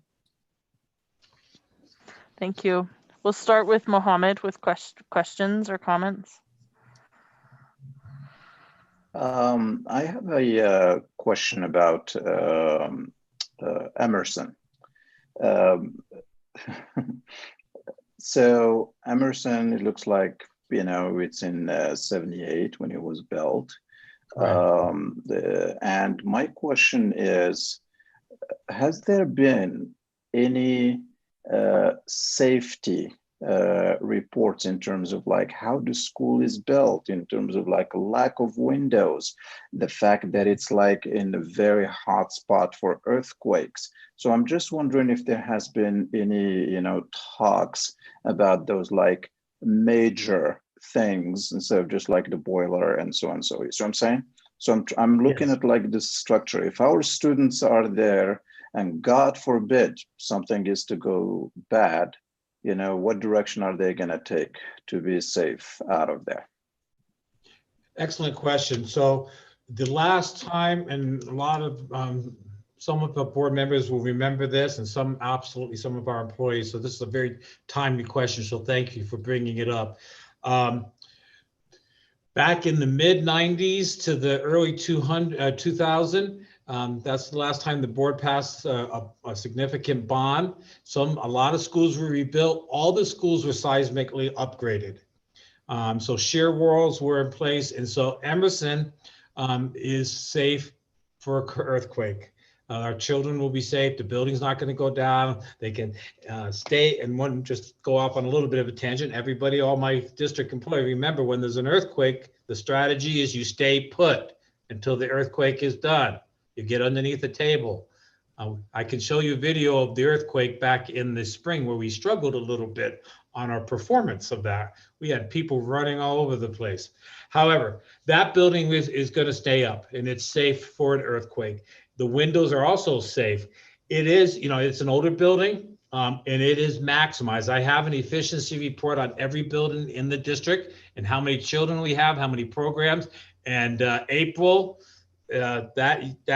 she is one of your rock star principals because she is maxed out on how many programs and what she's doing in there. And that is a building that we are using every square inch of that building. But relative to safety, it is safe. It was seismically upgraded back in the late 90s. Thank you. Yeah.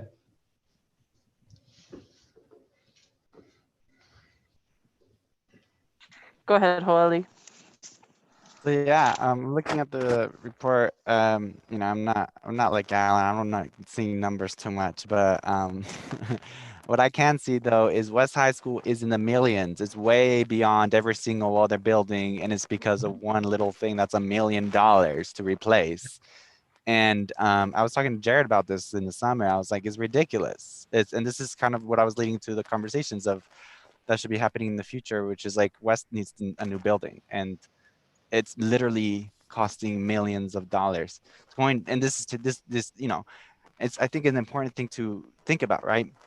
Since this is what we're talking about now, and you mentioned the bonds in the past of like rebuilding stuff, and for the future, like the maintenance of West High School is literally disproportionate to every single other building in that we have, and it of course makes sense. And you talked about the earthquake and how our buildings are earthquake resistant and retrofitted. And I was at Davis High School last week. Was it last week? Yeah, with one of the people that was an assistant principal when they were doing the retrofitting.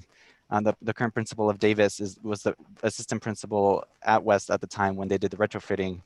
I'm not sure what time, it was like the 90s or whatever. And he was telling me all about it. And I was like, yeah, I did a feature story in TV West all about it. So there was an earthquake in the spring, as you mentioned. It did damage West High School. And, you know, that was a small earthquake compared to what could be happening. But I think it's very clear that the maintenance, not even with the earthquake, but just the maintenance of West High School is big. And I love West High School. I was an alumni, lots of people do, but the conversations of the community yeah, and for the board in the general, right? West should have in the future a conversation. We as a board should have a conversation about West High School, because the numbers clearly showed it right now in this report, that the maintenance is not sustainable in terms of financial, maybe sustainable in some ways, but even getting students back, why we did 2 days compared to 4 days or 5 days, is because it's not capable with the airflow and all this different stuff. So I think that's just, I just wanted to bring that up. And you know this already, like both Alan and Paul know this. Can I speak to that just a little bit? Would that be okay? So some clarification. Just a couple things. We do have for West this year a $1 million of line items. So just generally speaking, there's no debate about what what I think a lot of folks want to do with West High School. But I want to identify that that's kind of a one-off, because we're replacing the chillers. I want to also indicate that your children are very safe in that building. Aside from the retrofit, I went out and had an independent engineering report done on the building at West High. Now, I'm not talking about the efficiency relative to instructional space. As an old teacher and principal, I could wax eloquent for hours about some of the difficulties with the building, but I want to make sure everyone listening knows that that building is safe. And I don't know where the information came about the damage. There was no structural damage to the building during the earthquake. Now, we have the mortar, we have the the facade in the front. So, there were some things, but I just want to make sure everyone knows that we wouldn't put our children in a space that wasn't secure and safe. And like I said, I did an engineer report on it, and it's kind of a Taj Mahal. There are some issues with it, which I don't want to spend all your time going in. So your observations are very strong. In addition, relative to those sustaining costs, East has a chiller for $400,000 this year. In Highland, if you look at the top there, you have to replace the mechanical and culinary piping. That's a $300,000 cost, but that's been an ongoing project for 4 years. So those of you that have been with me for 4 years now, we spent over $1 million replacing, because the bowels of Highland High are the original bowels from the 50s. So I think your point is 100% accurate about the long-term issues of investing money in these buildings. I struggle with that every time, but I will also worry about making sure everybody's comfortable next year. But yeah, I think you're spot on. But the biggest thing I want to make sure is everyone knows that your children are safe. Christy, go ahead. Just a sec, I have to switch screens. So thank you so much. This is always so informative. I think that, so I have a couple of questions. So Alan, when we look at this, the bottom line on, or what you've highlighted on page 6, is that the total budget for a year, that's the amount of money we need for the capital projects? Yes, well, that's 1 year, but it also includes, we talked about the district office building, the construction cost of that. So that is also included in that figure. That's also included in that. Yeah. Okay, thank you so much. And then, Paul, as you're looking at, and maybe we're not going to have a completely clear picture until we have more kids in the school that are on their computers at the same time. How are you feeling about our IT and bandwidth at our schools? Is that going to, I mean, right now it looks like you have 550 that's allocated. Do you feel like that's really enough? Yeah, that is actually a kind of a different line item. Alan could probably speak to a little bit, but it's mostly, so that's not Sam's budget, I guess is the best way of saying that. Okay. That's more along the lines of, correct me if I'm mistaken here, Alan, it's more along the lines of Chuck's budget. So security and those type of issues. So, okay. So I thought, am I speaking accurately there, Alan, to make sure I'm not speaking out of turn there? Yes, Paul, you're doing good. Thank you. I think that, as I look at this, and I know that there's always continual maintenance, and I think that, Paul, I appreciate you talking about the things, around some of our oldest buildings. But I'm also really grateful that we were able to bond when we did, and that the majority of our buildings are not much older than 10 years old, probably heading into 12 years old. And so there's always going to be maintenance. Is that correct? Both That's Paul correct. and Alan, right? And Yep. so, go ahead. Sorry, Paul. No, I was just going to say, and that's a big piece of that sustainability. I'm know I'm going to harp on that, but I want you to understand that you kind of rocked my world back in June, in the sense that now we're looking at that 2030 and that 2040 goal. And so another feature we're saying is that when a particular, say an HVAC system is retired, we got to incorporate more efficient systems. And then also, do we want to accelerate some of that? That's why I said the plan could be significantly different next year as we come back to you, present the plan for sustainability. It's going to kind of expedite a lot of things, but that's a long answer to your question, Christy, which is yes, you're right. Right. Well, I think that, actually you answered, which my second question was to expand a little bit more on the sustainability piece. And so I think that that's going to be a future, conversation, right? To provide more information to the board on what that really costs, what those costs really look like. And are you already thinking about how to, where your beginning is and where your end is? Okay. That'd be great to see that in, a graph of some kind, just so that we would be similar to what we did, Alan, with the construction schedule, so that we'd be able to see, a timeline, on what that looks like for all of our schools. And that would be appreciated, I think, and especially then it sets out for future boards, because it's certainly not going to be something we're going to be able to do during my time, for all of them, but it would be good to have that construction or sustainability timeline out there so that we would be able to pass that on to future boards. Thanks. Thank you. Comments go ahead, Dottie. Yeah, I was just going to say, I don't really have any comments directly on the funding piece, but I wanted to say something about West High. I think probably everyone here knows that any student who goes to West High calls it their Hogwarts, because that's what it looks like. I think it is by far my favorite building in the entire city. It is that beautiful. It's really a gorgeous building, and I think I'm really happy about the energy clause that we passed to use cleaner energy and implement that in our schools. So if we are, I know we're not talking about this right now, but I just want to make what I'm saying clear, is that if we want to do something to West High School, it should be to modernize the interior, like the bathrooms, which I know aren't as attractive as the exterior of the building, but to keep the facade. Because if I come back, in 5 years and West High is not there anymore, that's not my school. It'll be gone. And that building is so beautiful. I think that other students deserve to go to school in that building, and I believe that it still has structural integrity. I know during the earthquake, we lost 2 of those beautiful trees, but that was about all I saw. I think we should really focus on doing the most that we can do with the existing infrastructure and not compromise on how beautiful the exterior of the building is.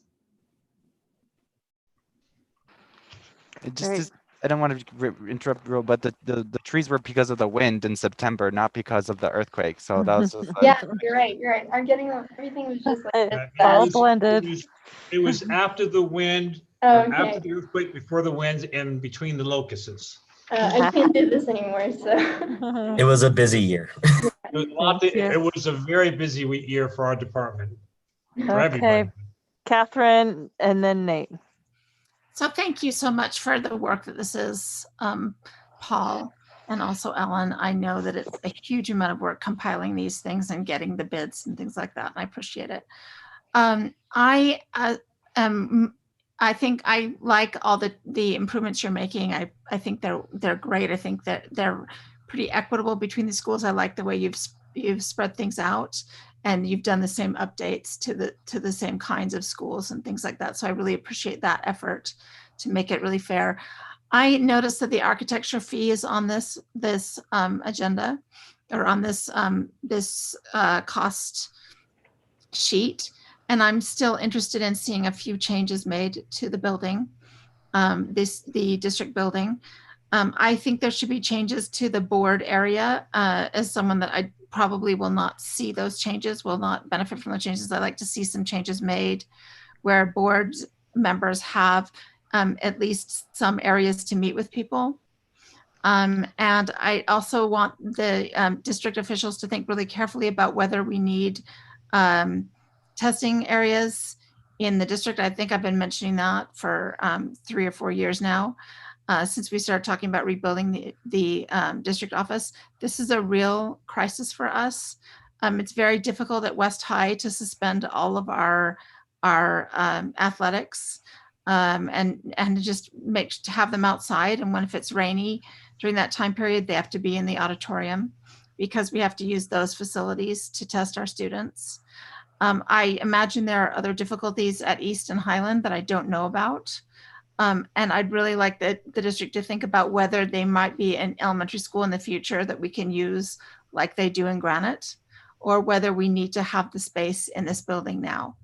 So I think that's really an important question for us. Do we need more space? Do we need another level in this building that we could also use for professional development, for other big meetings? We could have our summer start meeting where we meet with all the administrators, the administrator meeting there, things like that. We could use it. We wouldn't have to rent rooms, things like that. But I think we need a big space that we can possibly divide. And if there's other ideas that administrators have, I think that'd be great, but I really would like to see those changes implemented. Another friend of mine who has a lot of architectural experience made the comment that a building, it doesn't cost a lot. It doesn't cost even anything to make a building really attractive on the outside. And I think that the architects were responding to specific instructions. I certainly don't blame them, but this is not a super attractive building. And I think we could make it more attractive. And so those are some things that I would say about that architecture. And I just hope that we can talk about that again, or that I know that I'm one voice, and bet that the board can come together and give you some instruction about that, because I think they're really important issues for moving forward. Thanks. Thanks, Catherine. Nate, do you want to comment? Yeah, for sure. I mean, I don't have a whole lot to contribute at this point. I think a lot has been covered. But Paul, just, thank you to you and your team for thinking ahead about the sustainability resolution that we passed. And you know, how we might incorporate, you know, that work already, right, in needs with systems that are retiring.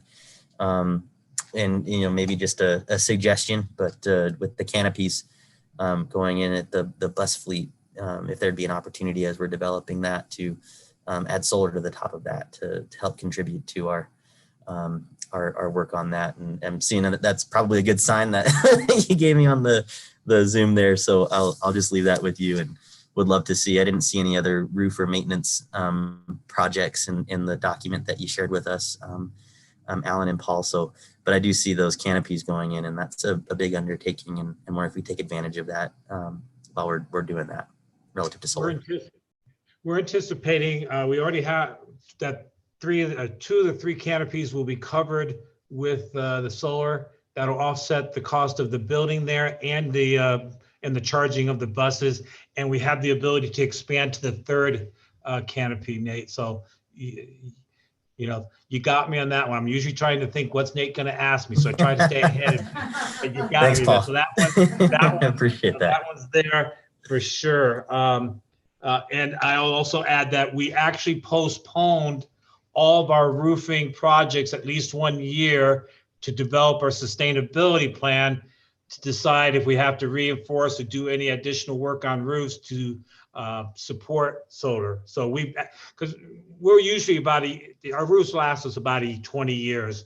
And so, you know, we can give or take a year. So we backed everything out, all the roofs up 1 year to give us kind of a moratorium to be able to evaluate our solar needs. And if we need to do additional reinforcements to those roofs when we redo them to accommodate solar. You really have rocked our world. It's, I know we have. Thanks, Paul. Yeah.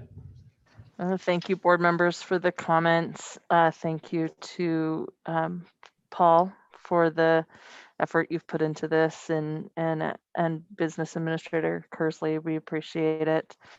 I really do feel like we have a good team on our facilities. So thank you. And I would support adding sustainability to your list of priorities on that sheet going forward. Thank you. Thanks for being here, and thanks for the conversation. Thank you. It's good to be with you. All right, let's move to the superintendent's report on COVID-19. So I'm just going to give you the first part, which is a little bit about the vaccination timeline. Then I'm going to turn it over to Sam. He's going to talk about the dashboard, and then Becky and Brian and Chris will kind of give a brief update on where we are with at the different levels. In terms of vaccinations, you know, we were getting 300 a week, and that's what we expected. And I sent you an email, I think about, I don't know, maybe a week ago, that we were going to get 400 this week. And then we just heard that we're going to get 500 doses this week. So that's great news. Very happy about that. We'll start with, that'll be 500 doses this Thursday. And then next Thursday, we'll start on the second doses. So those 800 people, 850 that got the first dose before, they will get their second dose. The health department told us this morning that those second doses are, they'll have them, and they will get them to us. They also said that they expect the supply to increase in March.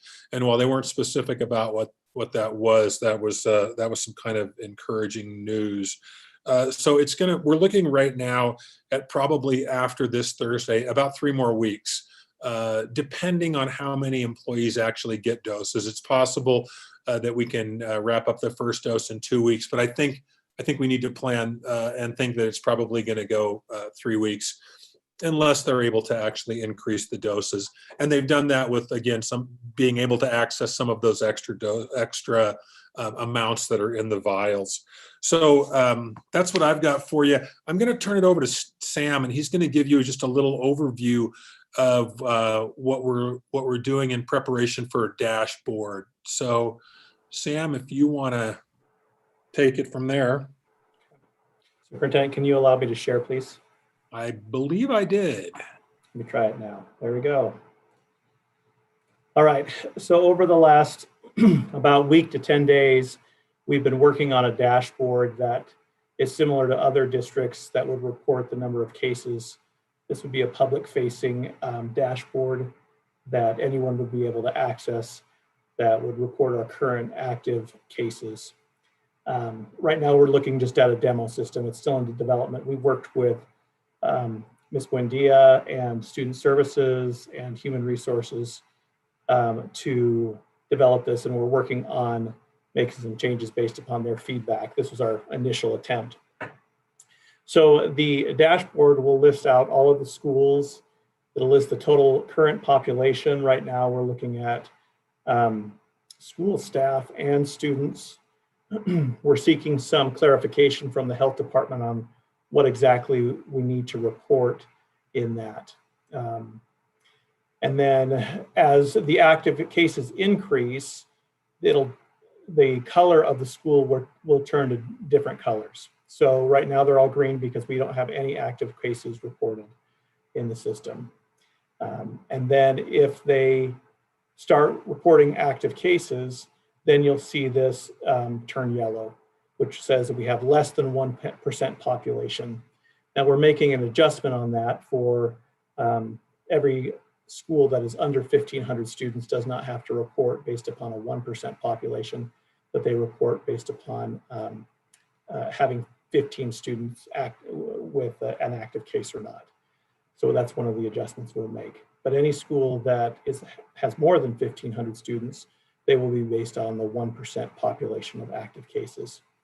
And then if a school goes over the 1% active cases or 15 in the case of most of our schools, that will turn red. And then we're also looking at putting on a little more clear if that school is in some sort of a closure status.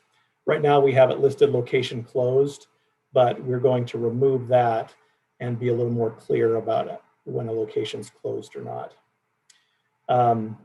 People will be able to click on an individual school, and that will update the data to show the current data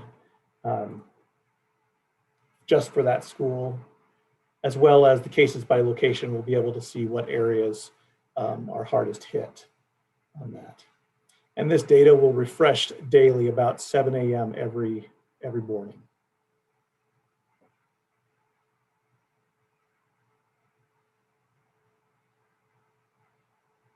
Any questions?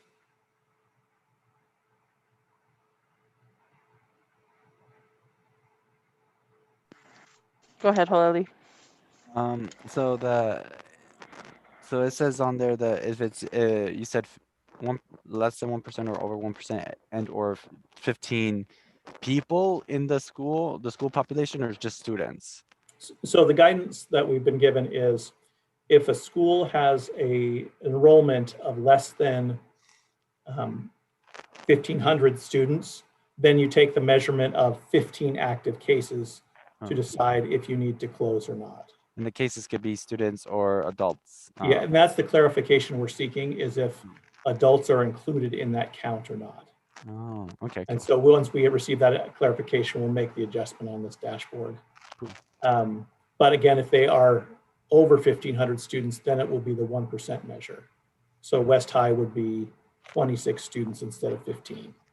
Mm-hmm. Cool. Thank you. Other questions? I have a question, Melissa. I know you can't see all the Yeah. hands. Go ahead, Catherine. So I heard from at a PTA meeting, information meeting, that the West High faculty was very good to hold last night. I heard that only about 17% of West High students have chosen to return in person. So that would be about I guess it's fewer than 500, and about 17%, depending on how many fewer than that is. So but I do understand he did say that if any students were sick at home, that they would also count to that count. Is that correct? Yeah, and that's a great question. Thank you. I'd love to clarify that. So students who are in remote learning only will not count in the active cases. Okay, that's good to know. Now, if they are at home remote learning and they're participating in activities, sports, or after school program, then they would count. But Okay, if they're so- 100% remote, they do not count. okay, that's good. And is that just a Utah Salt Lake Health Department rule, or do you know that if that's statewide? That was the recommendation we received from the Salt Lake County Health Department. Well, I certainly hope that our adults count in those numbers because they're crucial members of the community. And I think that, I mean, it seems to me that we could make our own decision about that. If they're not required to count, that we should have them count in those numbers. I mean, of course, the rest of the board would need to weigh in on that, but they're crucial to our community. So I think all the adults in the buildings, if they're back in person, should count. I assume that the ones that are remote will not be doing extracurriculars, but that they would count if they are in person. So I would hope that that would be the case.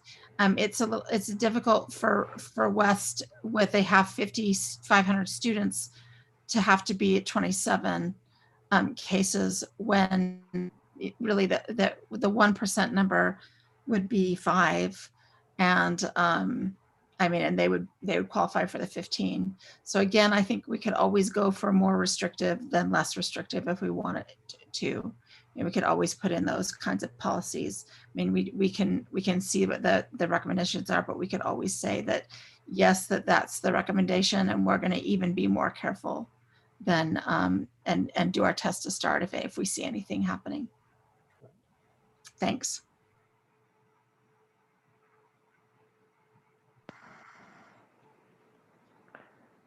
Any other questions on this? Thanks, Sam, for the work you put on this. It's really great. Sorry, I won't. Go ahead. Yeah, go ahead, Holly. So this is this I think I brought it before, but I don't know. There's people that aren't employees of the school district that worked at our schools.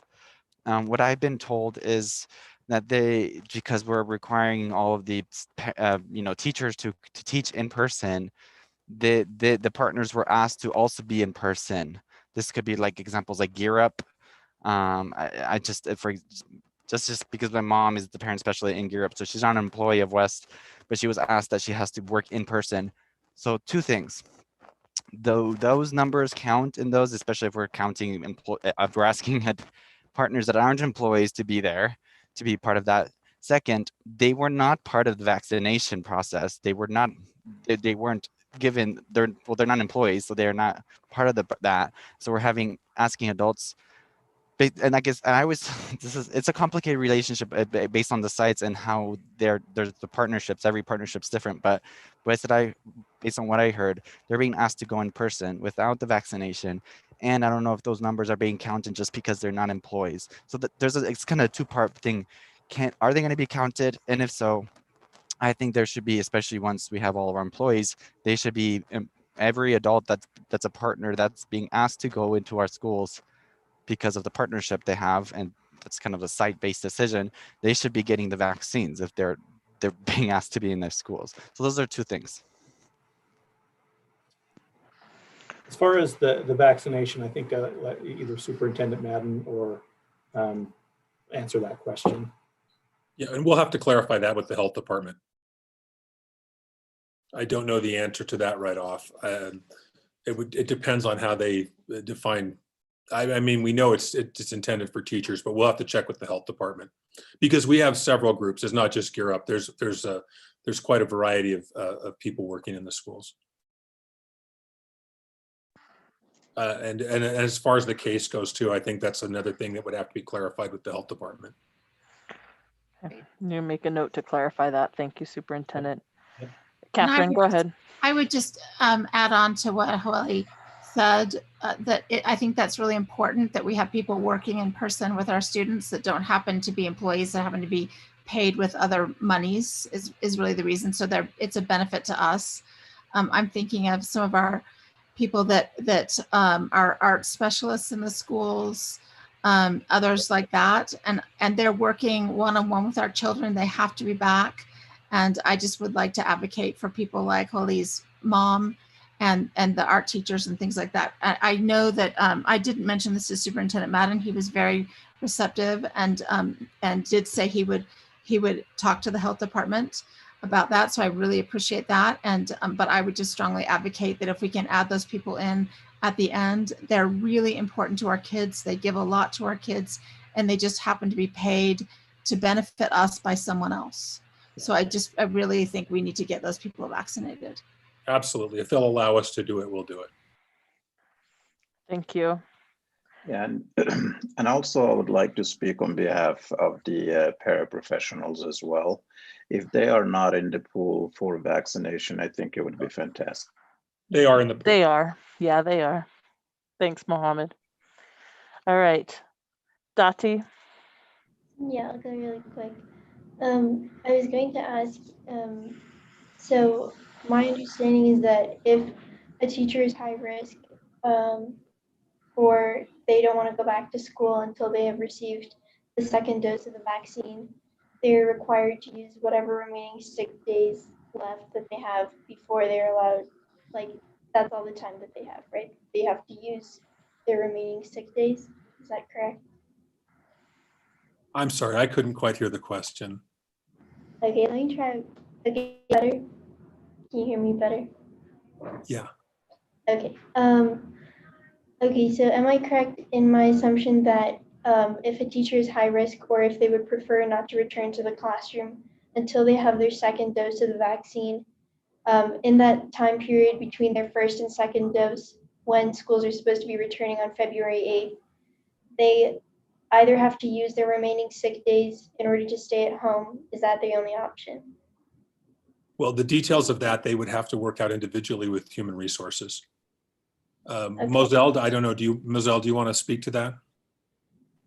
Nope, that's the accurate answer. If they are seeking an exception from the conditions of employment, then they would have to work it out individually with specific benefits and so forth through us.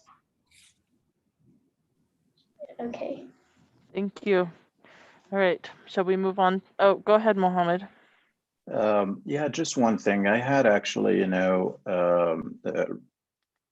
heard from teachers who are of high risk. They have, diabetes, some with cancer. And unfortunately, they indicated that, they requested FMLA, and they were denied, knowing that they were just waiting for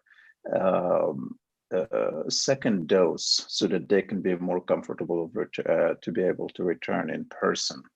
And this is just something I want to bring up, and we would love to get some, update on that in terms of like, if this is like a correct, accurate information about the denial of FMLA, if the district hopefully can provide some guidelines on that, or what's the policy, that's, yeah. Yeah, I think we have provided guidelines on that. And if you hear from an individual that has a concern, then have them contact human resources. And if they're not getting an answer from human resources, then have them reach out to myself or a network director, and we'll make sure that they get in touch with human resources. All right. Thank you. Let's Okay. move on. Oh, sorry. Go ahead, Catherine. I just wanted to add on to that, what Mohammed just said. Thank you for prompting that, Mohammed. I would love to see us offer something like Granite offered. I know we've talked about this before, and I know it's difficult, but Granite did offer all their employees the option to take FMLA for the rest of the year. Of course, that would be unpaid if they're taking unpaid days, and with the option to return. I know that's difficult for us, but I think that we should offer it if Granite offered it, and that might be something that we need to bring to a board vote. I just really think it's important that we offer that kind of respect and consideration to our teachers. So I really think that it's crucial that we do that to show our teachers that we value them and their situations. So I'd like to just say, unfortunately, I don't think that many will be able to do that because of finances. I mean, basically be foregoing the rest of their income for this year, but I really would like to see us do that. I don't know if there's another board member that wants to propose that goes onto an agenda, a very close agenda, or, even if we have a a vote tonight. We might even need to vote on it tonight, but if there is, that would be great to hear from another board member. Christy, go ahead. So I would like to have more information. I think that it would be interesting, Alan, to hear what happened at Granite, who took advantage of it, how that proposal came about, or even from Moselle, if that's something that our HR department has already been talking about. So I think that it would be good, Melissa, maybe to get a report, to hear, what are some of the options that maybe have already been in discussion that we possibly might not have just been a part of. So I would agree. I would like to have more information about it to hear from our business office and from our HR office. Just with the caveat that, of course, we're requiring them to return next Monday, and we won't be meeting before then.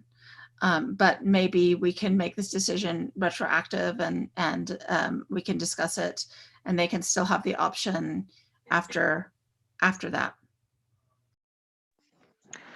Thank you. We'll work on a report. Alan, we'll work on a report, I should say. I think that's good. Let's continue with this report, being sensitive to the time. So I know we have lots of questions, but we are moving slowly through this. So let's make sure we've got time to hear from the rest of the superintendent's report. Okay, I'll turn it over to Becky for a short report on elementary. Thanks, Superintendent Madden. Just wanted to briefly give you a report about what's been happening in our elementary schools. We're in the second week of our implementation, and this week we saw our second and third graders return. A couple of things I'm just going to run through so that we can stick to time. I'm hearing about excitement and anticipation from all of our principals, from our families, and even seeing that in students as I've been in schools. We're finding that just like in any other school year, our principals, our schools are finding the glitches that need to be worked out during those first weeks, and they've been able to do that together. Our principals are continuing to work together, and one other interesting thing we're noting is that more students are returning than we had originally thought would return or were planned, that we had planned to see. And what we're going to do is at the end of next week, after we've had our 4th, 5th, and 6th graders return, then we will do a new spreadsheet and be able to give you information on new numbers of how many actually did return. We're finding that parents see other kids returning and see that it's that our schools are safe, and decide that it's what they want for their students as well. I just wanted to share a couple of brief things that I've seen or heard of. And one would be that I'm hearing from parents that are so grateful, which is very nice, and so grateful that they're grateful to teachers for their dedication and for being willing to return to school and receive their students. Hearing from principals who say it's so joyful to see students come through the doors, and that one principal shared with me the joy in her heart walking down the hallway and at the end of the day and seeing teachers conversing with one another across the hallway, safe distance, but laughing together. So those kinds of things that are just that life in our schools. We had children in our schools before, but just the sheer numbers, the life that increases. And then I wanted to just share lastly the thoughts from a teacher who said the night before she returned that she was brought to tears in anticipation of returning to her classroom, where she would see all the faces of these little ones that would be returning, and how touched she was in being able to be with them in person. And then later on in the day, how she was brought to tears again watching them work together through the plexiglass, laughing, learning together. So we're excited about this. We think it's going well, and we'll give you more information at the end of next week. Thanks, Becky. Chris, do you want to give a little update on middle schools? Yeah, I would like to. I want to also point out that we've learned a number of new things at elementary that Becky did not mention. And one of those is that if you're going to throw up, you got to take off your mask because it just doesn't work otherwise. If you want more detail, talk to Nate out at North Star. All right, middle school. So first of all, I've got to give a shout out to the teachers and support staff and administrators at our middle schools. They have just been busting their tails trying to get themselves ready to bring kids back next Monday. Some really valiant effort out there to prepare the best that they can for what still for most of them remains a big unknown in terms of bringing kids back. But as of today, we've heard back from close to 70% of our middle school families in terms of choosing an option, either in person or remaining remote. And depending on the school, we've got between 62% and 79% of kids wanting to be back in person. So a fairly large spread across our traditional middle schools, but we'll know more as more numbers come in. Our schools are actively contacting parents that have not responded to the questionnaire, so they should have harder numbers by the end of the week. A shout out as well to Dr. Hall's Teaching and Learning Department for putting together a remarkable resource for teachers that is meant to help them sort of navigate this blended or expanded classroom where they'll have students in front of them and students also participating through live streaming, which has been supported by Mr. Quantz's work, getting cameras, tripods, cables out to all of our buildings, and then his crew putting together some quick videos for teachers on how to set up and use that equipment to the best of their ability. Our middle schools are committed to providing the 2 days of in-person instruction for every student that wants it or needs it. The nice thing about the way our middle school schedules were built at the very beginning of this whole endeavor is that they can slide really easily back into 4 days a week for kids if we get to that space. So I think we're in good shape at the middle school level. It's been such a pleasure to work with that group. As you know, middle schools often get left out of the conversation because they sit in the middle, but it's a remarkable group of people that have been incredibly flexible and willing to change up their course as needed. So my kudos go out to all of them. Thanks, Chris. Brian, you want to give a little update on the high schools? Sure thing. Thanks, Superintendent Madden and board members. February 8th is right around the corner and high school is getting ready to go. You've heard of the test to play and test to stay initiatives in our state. At our high schools, students have been asked to sign up for tests to start. Teachers have also been invited to do this with rapid tests, rapid COVID tests. Will begin this week and they're going to carry through to both Monday and Tuesday of next week. District employees from here at the central office, as well as from Mr. Schulte's auxiliary services groups, are being trained this week on how to administer rapid tests. So we are prepared along with school personnel to act quickly should we see a school hit that 1% mark, and instead of shutting down, testing students quickly so that particular school can continue the in-person option. As of now, we have heard back from 60 to 65% of our families from our big high schools, East, West, and Highland. At East and Highland, about 2/3 of the students will be back in person or a mix of in-person and remote. West we've heard back from 65% of the families at West, 65% of the students. And the data there shows that 50% want remote and 50% right now want either in person or a mix of remote and in person. Again, that's with 65% of the hearing back so far from 65% of the students. Individual schools, all of our high schools are personalizing their startup in their own ways. A good example of this is with Highland High School, the freshman orientation they call RAM Camp. They're getting that going this week for their freshmen. Teachers are preparing to teach in the expanded classroom setting, much like we've seen explained as elementary has started up over the past couple weeks. Dr. Hall's teaching and learning team, along with Mr. Kwanz's IT people, have laid down a solid foundation to help teachers with technology and resources focused on how to do expanded classrooms through Canvas and video exemplars.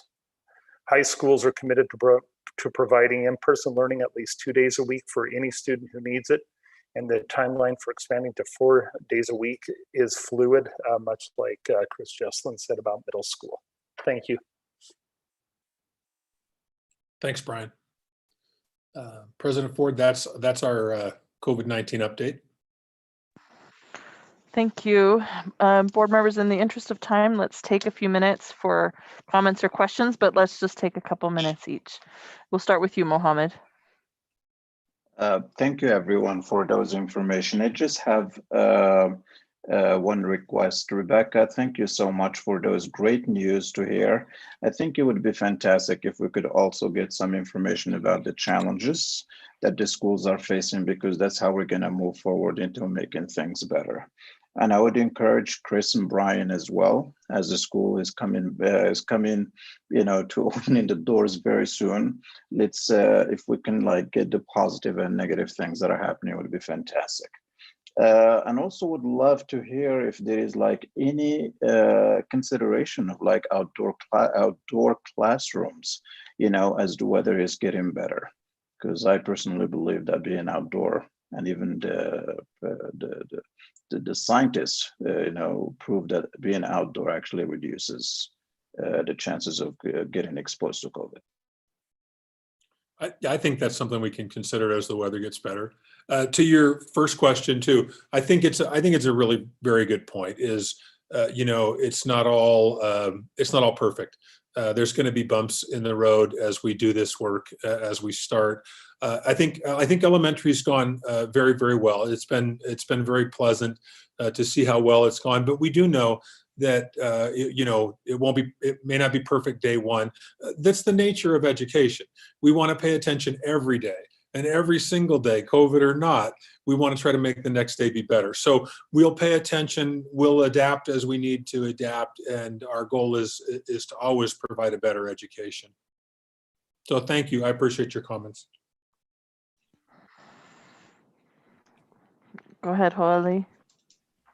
Yeah, I love I heard that from Jared, which is like a test to start. That's a great thing. For those that don't really know what that means, it just means that if you decided to, as a secondary student, going to go in person, you need to test negatively, not having COVID, in order to be able to attend. And that's kind of like the idea of like just like how you do it for sports and stuff. So that's great that we're doing that. Just one thing in terms of the percentage of 60 something that haven't responded specifically out west, as mentioned, my mom is the parent specialist. She talks to parents every day. That's her full-time job, especially Spanish-speaking parents, and they just didn't know that they're scared. This is kind of the thing that's always been reiterated. Spanish-speaking parents are telling my mom every single day that they think they're required to go to school, and they're freaking out. And they don't want to send their kid, but then she has to be the one who's not employed by the school district, back again, to tell them, no, you don't need to, it's okay, but you should have got a survey and all this or decision. And so just a lot of miscommunication is not happening. And as Catherine mentioned, there's a lot of people out that are not paid by our school that are doing a lot of work to help, and they're trying to do their best to help increase the percentage of people knowing and making decisions, but also I think I think we're doing the best. I think I always told my mom, like, you're doing your best, everybody's doing their best, but I'm just happy that we're doing the test to start, because that's going to help us make sure that we start correctly And then moving forward, you know, I'm really connected to West, so I know what's happening there. And I'm going to be there on Monday in the morning. I'm going to pass out masks just like with other volunteers to be there to see, and I want to really be there to see how I can help, and we'll see the percentage. Yeah, thank you. I also do need to kind of send a shout out to Missy Mackey-Whiters. She's the one that's really she's been working super hard on the testing, and you know, done a really good job with that.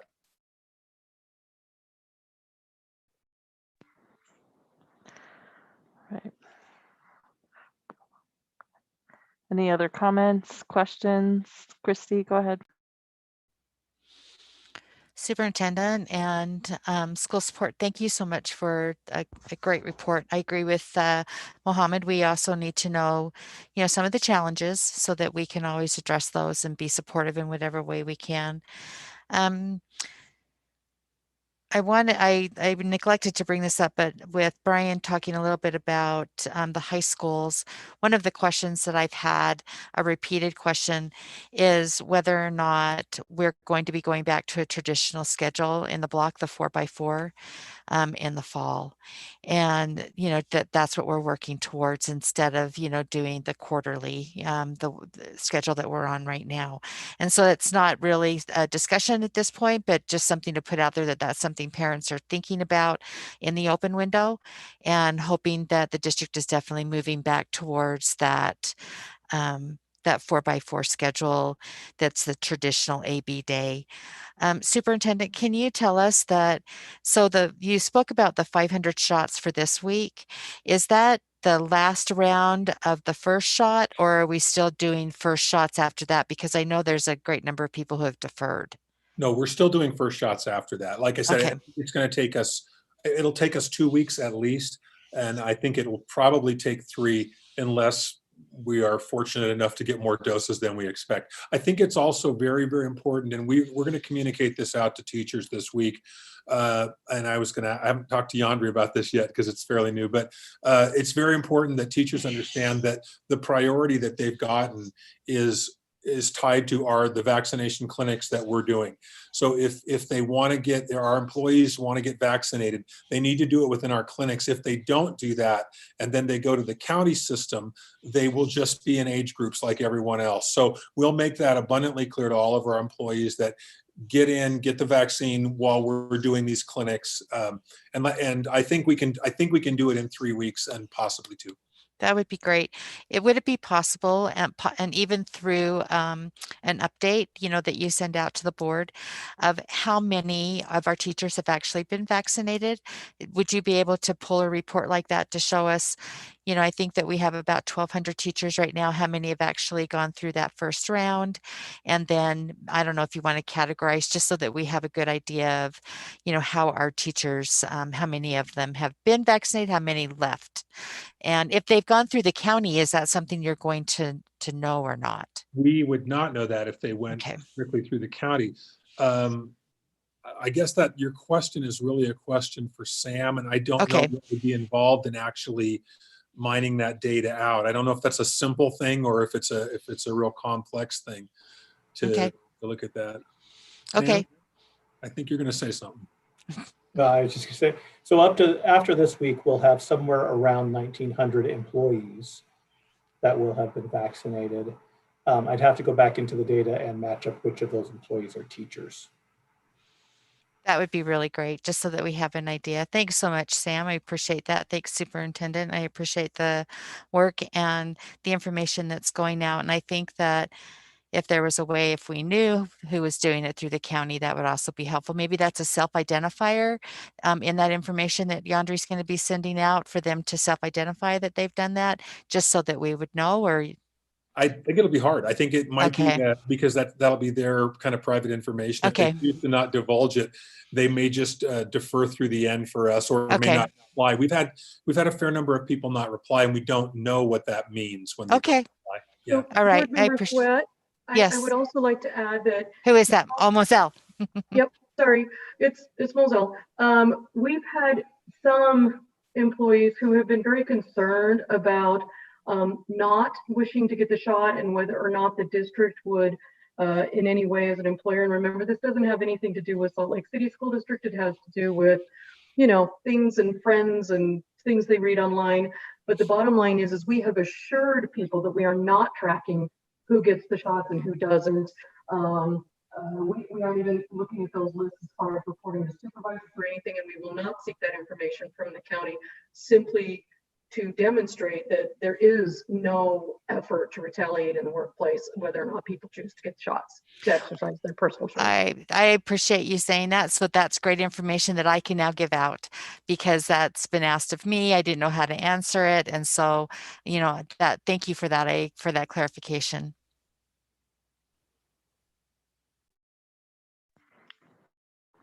Go ahead, Nate. Thank you. Again, just thanks everybody for all your work with this, and maybe a little off the topic relative to vaccines and such, but certainly a question for student support and anybody else that wants to chime in, but where we might be at with, you know, getting in touch with students who haven't had contact or haven't, you know, enrolled. I know that there's a lot of students that, you know, we're still trying to reach out to, and just wondering what progress, you know, looks like right now at this point, and if we're still in a spot where we're just, you know, doing everything we can to reach those kids that haven't engaged with us yet, or if we're collaborating with other districts to see if they've enrolled in other spaces in districts in the county. But nonetheless, just wanted to see where we might be with continuing to reach out to kids. I know everybody's been working their hardest to make that happen, but just any updates might be helpful for me tonight. If anybody from school support wants to talk about that, I know that schools are keeping spreadsheets. I think they know who their kids are. They know who they've connected with. They know who they haven't connected with.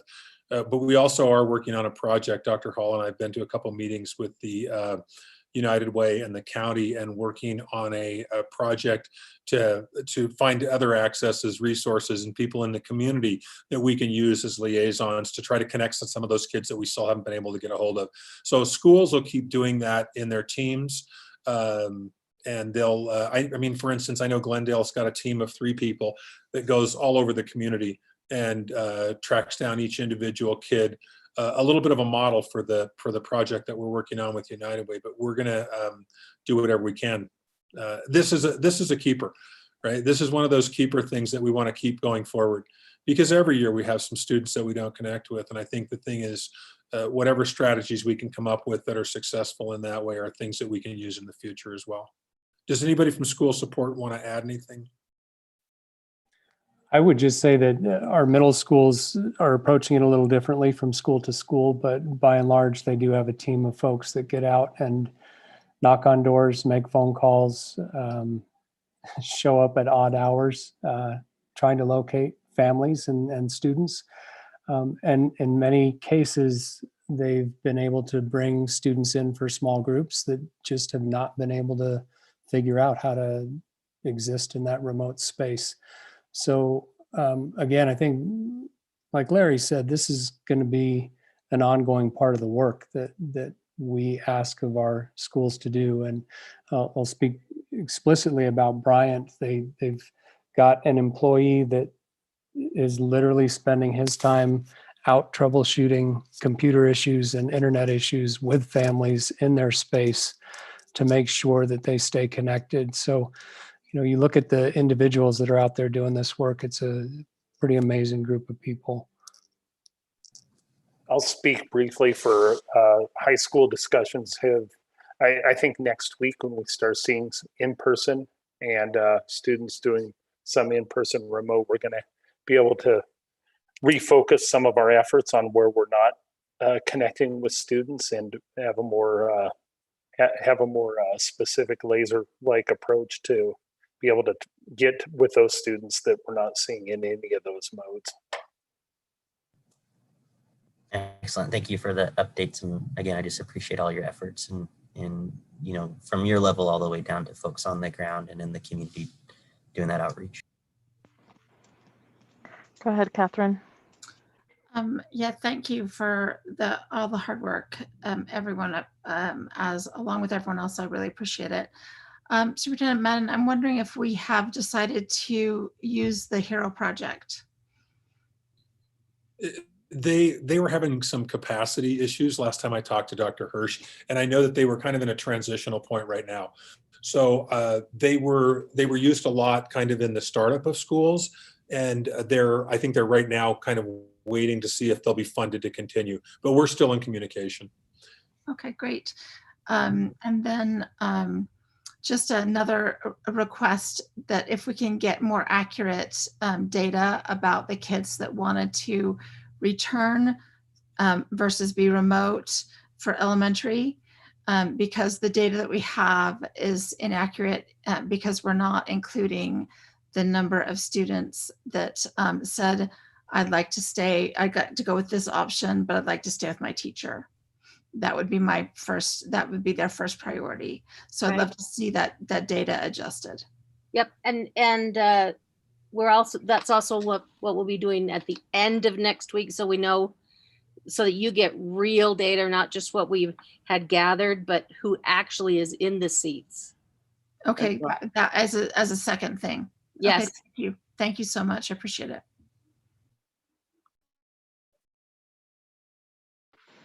Go ahead, Dati.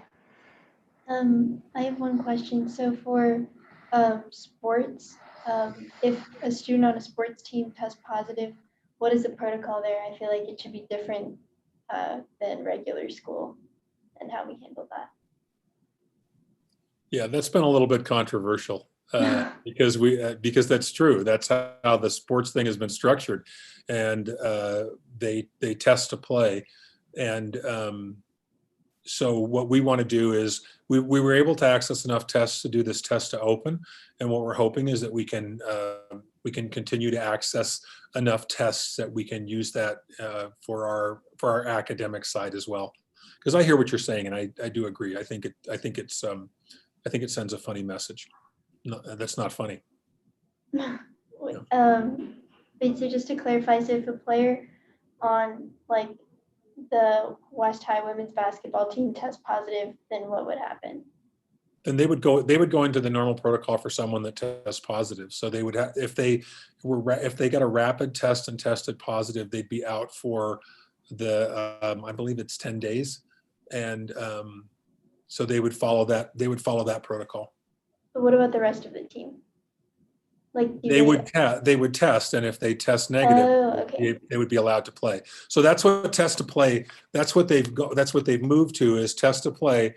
Is they test in a 2-week period, okay, at least once in every 2-week period, and they need to test negative to keep playing. Okay. Yeah. Thank you.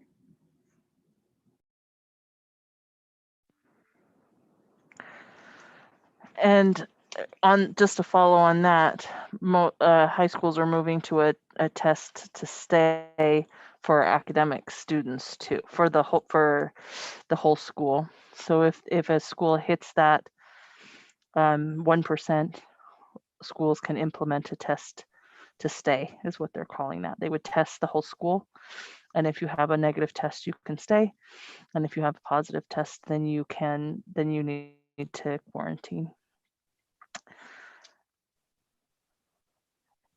All right.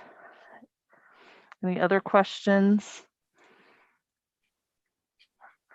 Thank you for all your work. I know it's been a huge amount of work.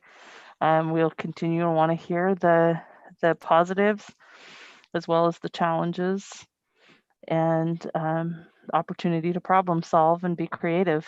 I think this is a good conversation to continue having.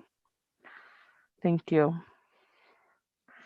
All right, let's move to the next item on our discussion agenda, Board Policy B1, Student Board Member Selection.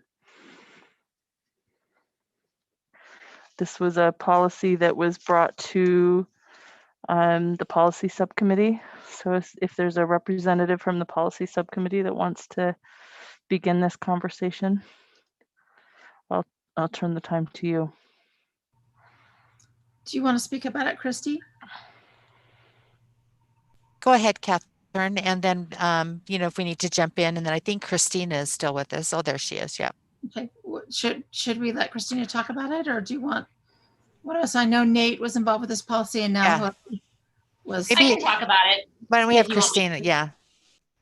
So basically, a while ago, we brought this sort of a proposal before the board, and the board direction to me was, prior to drafting any type of procedure changing the policy, to go out and get feedback from the principals, from the high school principals involved. So I asked for feedback on creating a process in which all seniors would be able to apply. So all seniors from all the various high schools would be able to apply each year.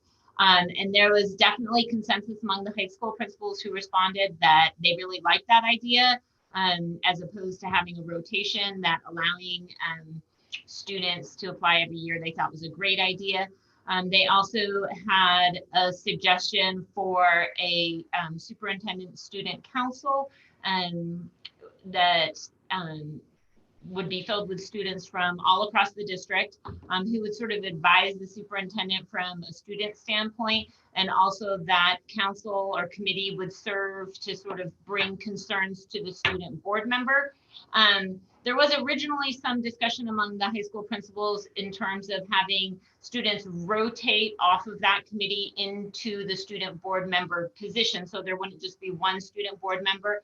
But the members of the subcommittee previously, as it was constituted, and the current board members all agreed that there are benefits to having a consistent board member who understands the processes and what needs to happen. And so having just one board member getting feedback from that committee was preferential to rotating the student board members. So based on that feedback and the feedback to sort of expand the number of people who are involved in selecting the student board member, I drafted a procedure by which each school would have a principal. I think the student board member, or not student board member, but the student body president, and a member from the SCC, like a parent, be on a committee that would be sort of selecting or the student board member. And originally it was going to sort of be that big committee, because at this point, with including all the high schools as well as charter schools, that would be 21 people. So originally my intention had been for them all to sit on sort of an interviewing panel, but then when I brought it to the current board subcommittee, they decided that that panel was just too big and that might be a little overwhelming for students to be interviewed by that many people. So pretty much the procedures that you see now, or the guidelines, have an idea of those 3 people from each school sitting on a sort of screening process where they would screen all the student board member applications, and then each school would send a representative to sit on a hiring committee. So then, or a interviewing committee. So each, the hiring committee, or sorry, interviewing committee would only be 7 people. They would interview the students and hopefully select 1 student board member and 1 reserve student board member. So if by chance, the student board member could not fulfill his or her duties, then we would already have a backup selected. That was sort of something that I thought would be easier than having to go through the whole process again if for some reason the student board member had to step down, since we had sort of expanded the process to basically have a backup. And board member Catherine, board member Kennedy, and board member Organista, they discussed perhaps having that reserve student board member come to any board meetings in which the original student board member, wasn't going to be able to be present. So I think that's kind of where we are now. If the committee who interviews all the students can't decide on the names to put forward to the board, there is a process by which the superintendent would re-interview or just look at the applications and make that decision as to who to recommend to the board for those positions as a sort of tiebreaker. But I think that's pretty much where we were at. And so with the exception of the little tweak of slimming down the original screening panel and creating a interviewing panel, I had originally sent that to former board member Tui Tupo, Board Vice President Salazar and Board Member Kennedy, they had all seen it in the original format, and then the current policy subcommittee with Board Member Organista, Board Member Sweat, and Board Member Kennedy all saw it and approved this sort of process. I realize it's a big change from what we had before, but I think that sort of summarizes where we're at currently. So do you mind if I step in here, Catherine, for, so I did not think about this, and I apologize to the committee and to Christina until I read the red line. So if you look at underneath application requirements, it talks about screening panel. And in section A, it says a screening panel consisting of a principal, student body president, and school community council chair from each high school. So my question out to the board is, I know at SPA, they do not have a school community council chair. It's their governing board. And so I don't know if SLCSD has a school community council chair or Horizonte does, but we might need to change that a little bit to reflect what governing board you would go back to ask for a person from that specific school. And Christine, I apologize. I didn't even think about Fine. that. So what's sort of the parent community group at SPA? Well, like at SPA, it really is their board, and they were charged with putting, I mean, it does say in the law that they should have some sort of community council.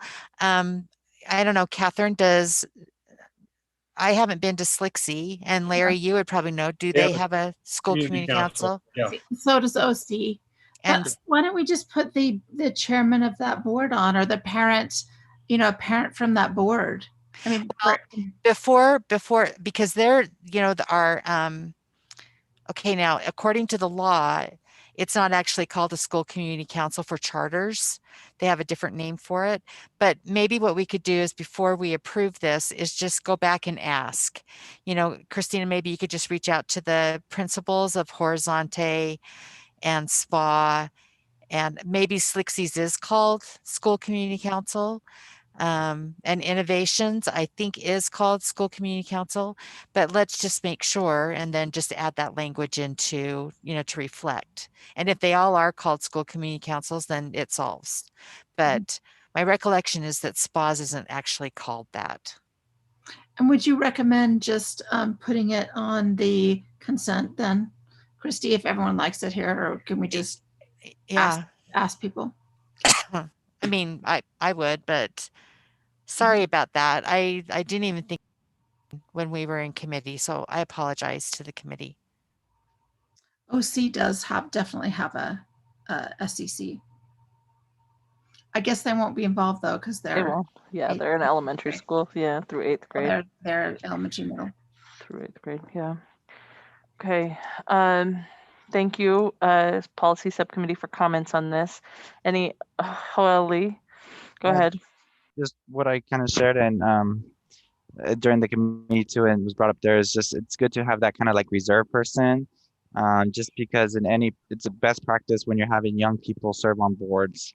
If they're alone, it's tokenizing, even if you don't want to say it, it is tokenizing. So if they have some other person that is their age that they can talk to, process, that's that reserve person. But ideally, this student district-wide committee that also supports both of those people is just gold, right? I imagine Dati would love a committee to talk to and report to, and just, and not just, Instagram and text people all the time. Yeah, she could still do that, but this committee would be the gold space for collaboration. And so kind of the restructuring of that would be great. And I know a lot of people that are wanting to be leaders in our school district are thinking of different best practices, right? I just think that's the best practice that I do as a national vice president of youth in a civil rights organization.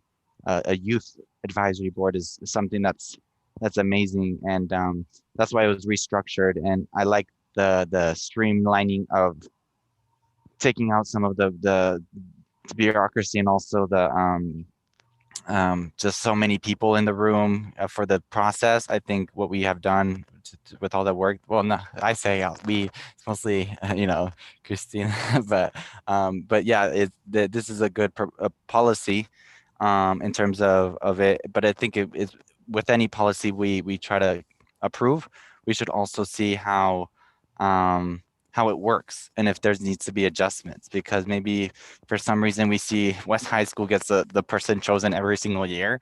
Let's try to think about what does that mean, right? So we can reimagine it. But I think this is a good start towards empowering the youth in our school district. And Christy, can I just interrupt and say that it's the parent teacher organization, so at SPA, so I could just put in there a PTO president if that works for you. Everyone else has SEC. So with that change, we might be able to just approve it tonight and not have it go on. So Go ahead, Dottie. Go ahead, Dottie. Oh, Not sorry, everybody's had a chance to speak yet, so let's go through that. Thank you. Go ahead, Okay. Dottie. Sorry, I didn't mean to interrupt. But okay, yeah, I was gonna say that, okay, the first thing that I thought of was that I know you guys said that you would be looking primarily for seniors. I'm a junior, so I think, I have another year left in Salt Lake City School District. So therefore I have a lot of investment into what I can get done now. So I think that we can probably open it up to a larger range of ages, not just seniors. I think that would probably be my primary recommendation. And then the other thing is that I would love, love, love to have an advisory council. I serve on the Utah State School Board Student Advisory Council, and we have a lot of diverse viewpoints, and it's very interesting. And then the mayor's office also has a new youth advisory council that I created. So I think that it would be very cool if we could integrate that into Salt Lake City School District. But when we do that, there needs to be really clear expectations of what we expect from students, and the level of engagement that we expect them to have with their community. And from what I've witnessed in other programs is that if you don't make that expectation clear, the whole thing falls apart and youth really aren't represented if they're represented by students who aren't as invested as other students might be. So that being said, I'd really love to help create this program. I think it'd be so awesome. And I also want to say that about charter schools, I think that they do have the opportunity to apply. I just think that other schools have really large student bodies that are sometimes underrepresented, like West High. So I thought that that might be something that you want to keep in mind. But beyond that, I think that having a student advisory council is a really great idea. I also think that we should give students more power on that council. They should have a direct line of power, because otherwise, why would they want to participate? I think is kind of one of the major translations I've had in my life, is that if I don't have power, then it's not as clear for me about the things I can enact or the things that I can't. So if I could help out on that, I would really love to. I think that would be another great project that I could at least come out of on my tenure with the board. Thanks, Dottie. Go ahead, Nate.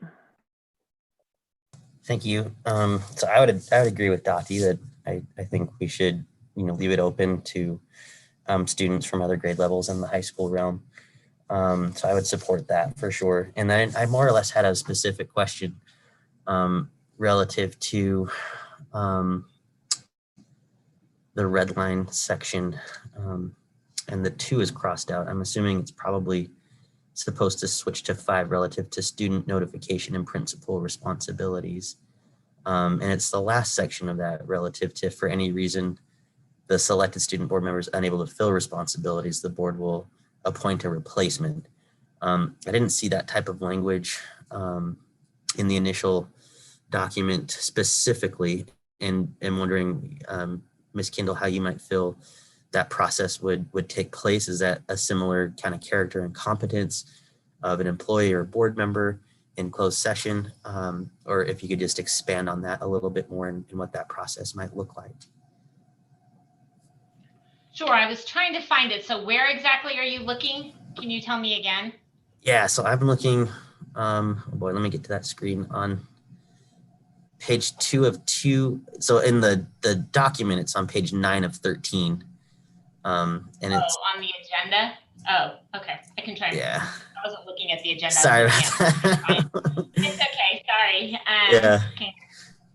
And Section 4, student notification and principal responsibilities. okay. And It's that last underlined in red, if for any reason the selected board member is unable to fulfill responsibilities of the position. and I guess my thinking in that was that was something that the prior board had discussed putting in there, but they hadn't wanted to be specific about what that could look like. So I didn't understand. So I was intentionally not trying to be specific because that could be health issues, that could be, you know, a variety of reasons that they just become overcommitted, they can't show up. So my expectation would either be that, you know, it's their choice, or for whatever reason, you know, the board determines that they can no longer like serve in their capacity, I guess, based on the assurances that they've made for a time commitment in that. And then it would just be the reserve person who would step in. Can I ask a question? Can I ask just a clarifying question then? So what about the reserve student? Yeah. The reserve member. I mean, it feels like if you're going to appoint a student board member and a reserve member, why would you put in language that says we would select from the same school? Yeah, that just needs to be gone. I'm sorry, that whole piece at the bottom, yeah, that needs to be deleted. I don't know why it's not deleted. I think I meant to scroll all the way down and it didn't delete that, but that number 2 just needs to be removed. So it wouldn't be from the same school, that piece is gone. Does that make sense? I think we thought it was, I think you did on the original, Christina, and then it just didn't happen on this one because we talked about it. Maybe we talked about it afterwards.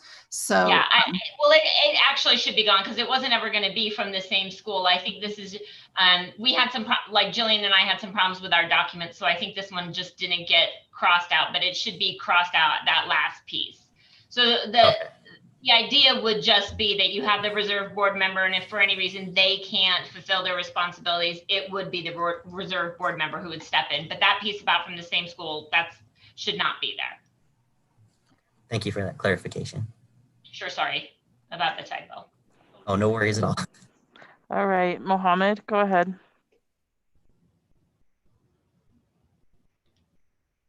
You're muted, Mohammed.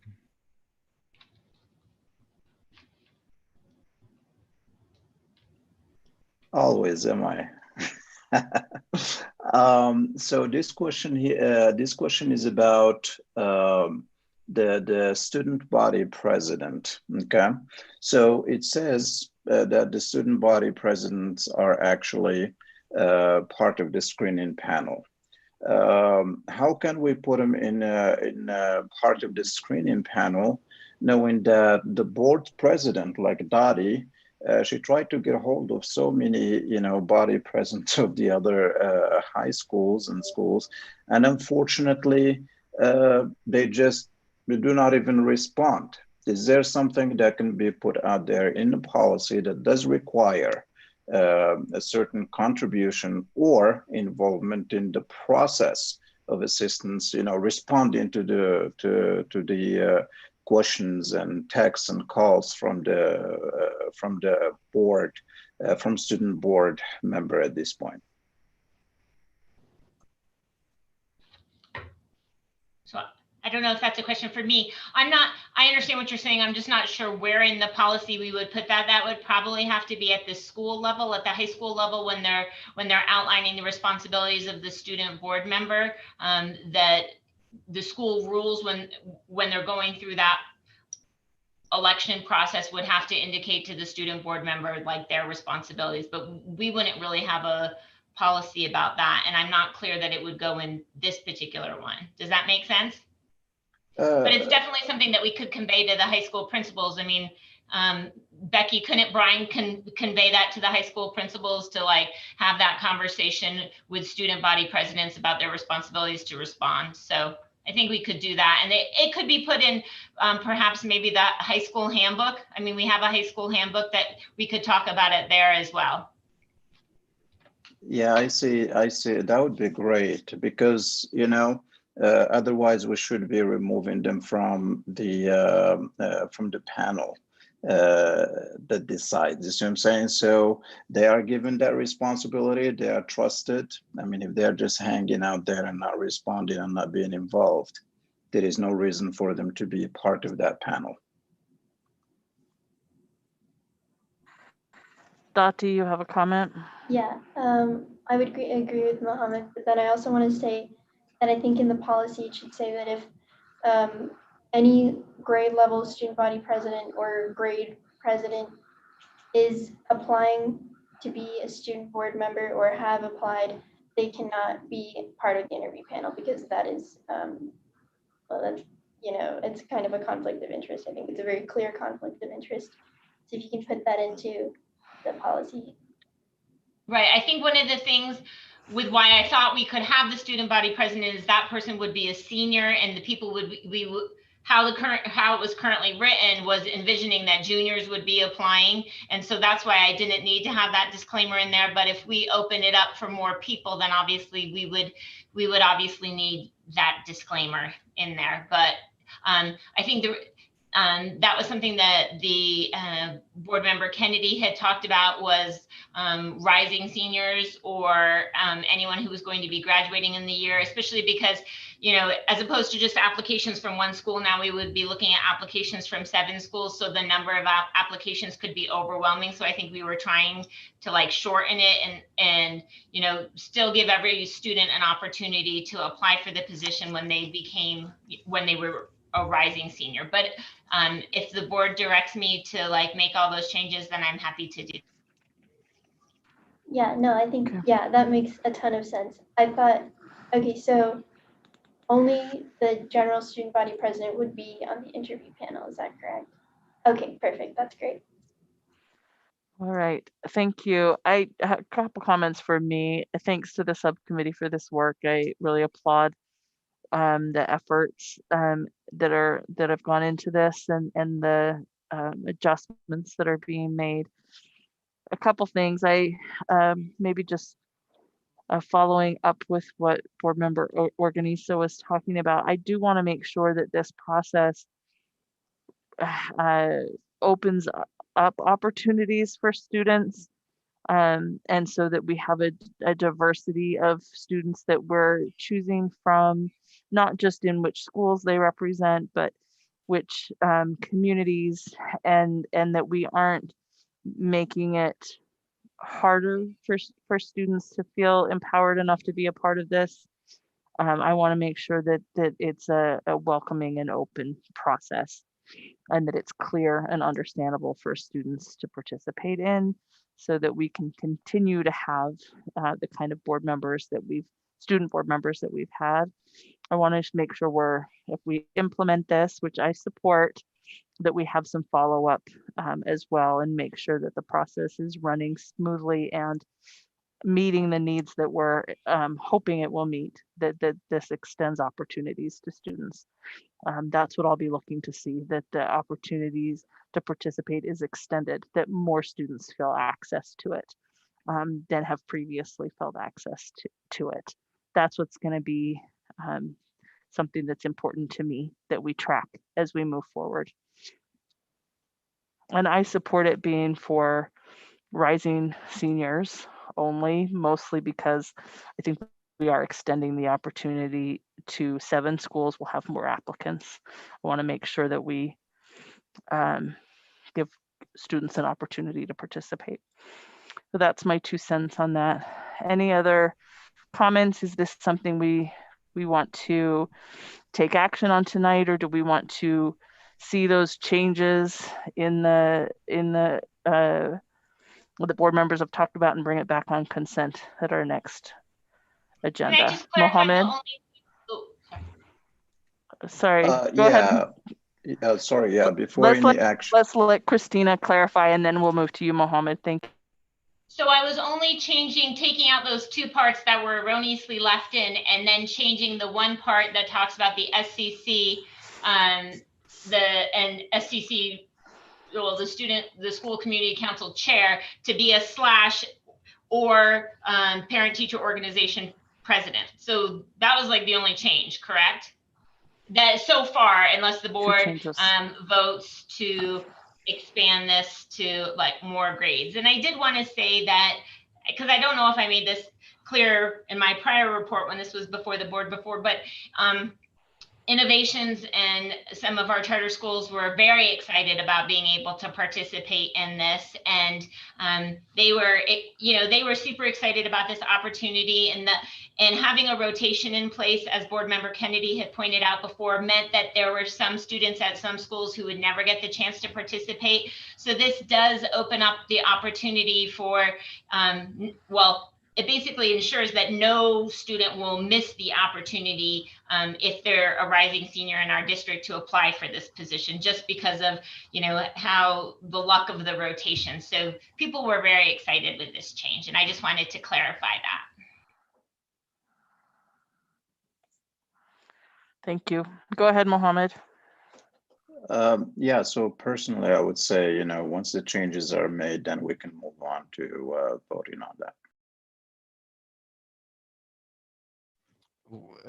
Since it seems that there will be those changes, that I don't see any other changes. Plus, it needs to be moved to action anyways before those things happen. So I'm just going to make a motion to move the discussion item of board policy B1, student board member selection, to be moved from discussion to action agenda.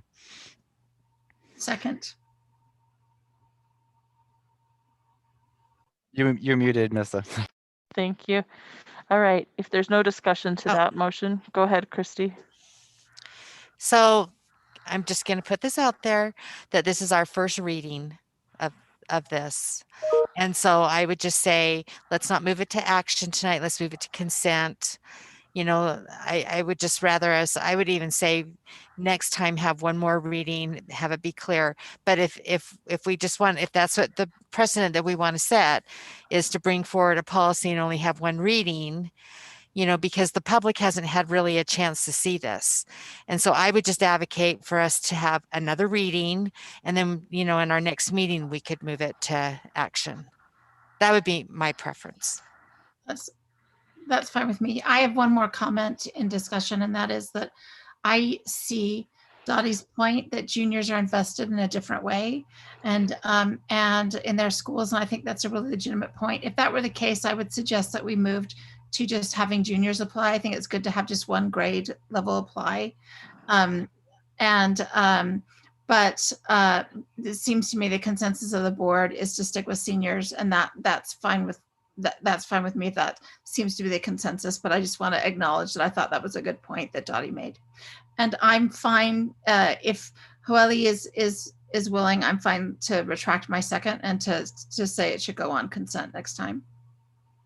Yeah, I think that makes sense, especially I also know that Jenny Sika is not here today, and I'm sure Jenny would have a lot of opinions on this, and so I'm fine with moving, so changing my my motion, amending it to be moved to not be going to action but to consent agenda for the next meeting. Second. Do I have a second to that? Second. Okay, discussion. Yeah, Nate? and I appreciate that, and thank you for the clarifying point on that to Board Member Kennedy relative to Dottie's point. I think my only hesitation with moving it to consent for next meeting is not having the chance to amend this policy relative to opening it up for other grade levels. And if we did move that forward tonight, I think we could probably do that through an amendment, but that would be my only hesitation specifically, but I'm happy to follow the will of the board. But I would like to see the opportunity opened up for students from other grade levels.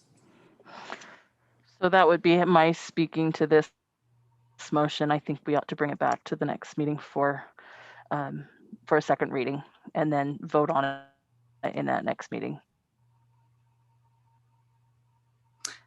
I think, may I speak, Melissa? Yes, go ahead. I think that's fine, or we could pull it off the consent. The only thing I'd recommend is that it would be just one grade level, because I think what makes it really equitable is for kids to have one chance to do this. And then the question is, I completely see Dottie's point about juniors having a real investment in the school, and then maybe acting as a leader the next year in some way, sitting on the advisory board. I do also see the benefits in having seniors. I just think we just need to make it really clear and make sure that students know about it in their first year of high school. I do think freshmen, first years and sophomores are maybe a little bit too young to do this job. But I do think juniors would be able to do it. And I think that we see how competently Dottie has handled it. And I think that that's a possibility. So if we wanted to, we could pull it off the agenda next week and not revise the motion again, and just sort of assume that we're going to do that.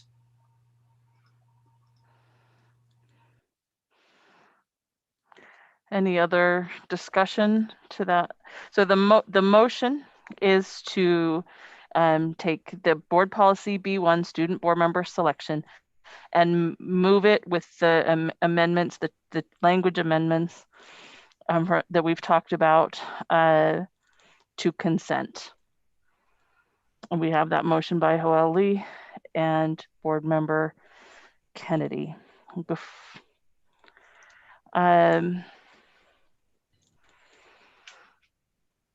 Any other discussion to that? I will. Okay. Point of clarification, President. All right. Yes, go ahead. Nate. Yes, go ahead, Nate. With the amendments that we discussed, obviously, which Ms. Kendall outlined relative to some language that needs to be struck, and would those amendments also include what Board Member Kennedy addressed relative to, opening it up to at least juniors relative to serving on the board as the student board member? No, that's not part of the motion. I think if we want to continue discussing it right now, we could, but we could also wait till next time. I'm happy to wait. So for that reason, I think we should move it to a discussion at the next meeting and not on consent, so that we can have a second reading and have a discussion. But we need to vote though, Melissa, because we have a motion. Let's go ahead and vote. Let's go ahead and vote. Yep. Well, I'm just making my discussion to the motion. Well, Lee could accept that as a friendly amendment, and then we don't have to have another proposal. So it would just need to be a different motion if he wants to do that. That's up to him. Like it, based on trying to remember everything that, what's her name, Anna taught us in terms of stuff, but there's not really friendly amendments that exist. But what I can do is we can vote on it because my motion was there, and it's specifically to consent, right? I can vote against myself too, but I think that the motion needs to be revised completely, I think, to where it is now. So I'm just gonna let you know. Thank you, Hoeli. The parliamentary procedure would say somebody could make another motion as an amendment, which can substantially change your motion. So if somebody else wants to make a motion to amend the motion, that is perfectly appropriate at this point. Okay, I move that we amend the motion to have this board policy B1 be on the discussion agenda at our next meeting. Yeah, and then I second that. I need a second. Okay, discussion to the amendment. Okay, we're voting on the amended motion, which is that we move board policy B1 and the student board member selection to the discussion in the next meeting. Any discussion to the amendment? Okay, seeing none, we're voting on the amendment. So Huele, yes. Catherine Kennedy, yes. Nate Salazar, yes. Mohammed, yes. Melissa Ford, yes. Christy Sweat, yes. Okay, so the amendment passes, which then supersedes the original motion. So we are good to go on that. Thank you, board members.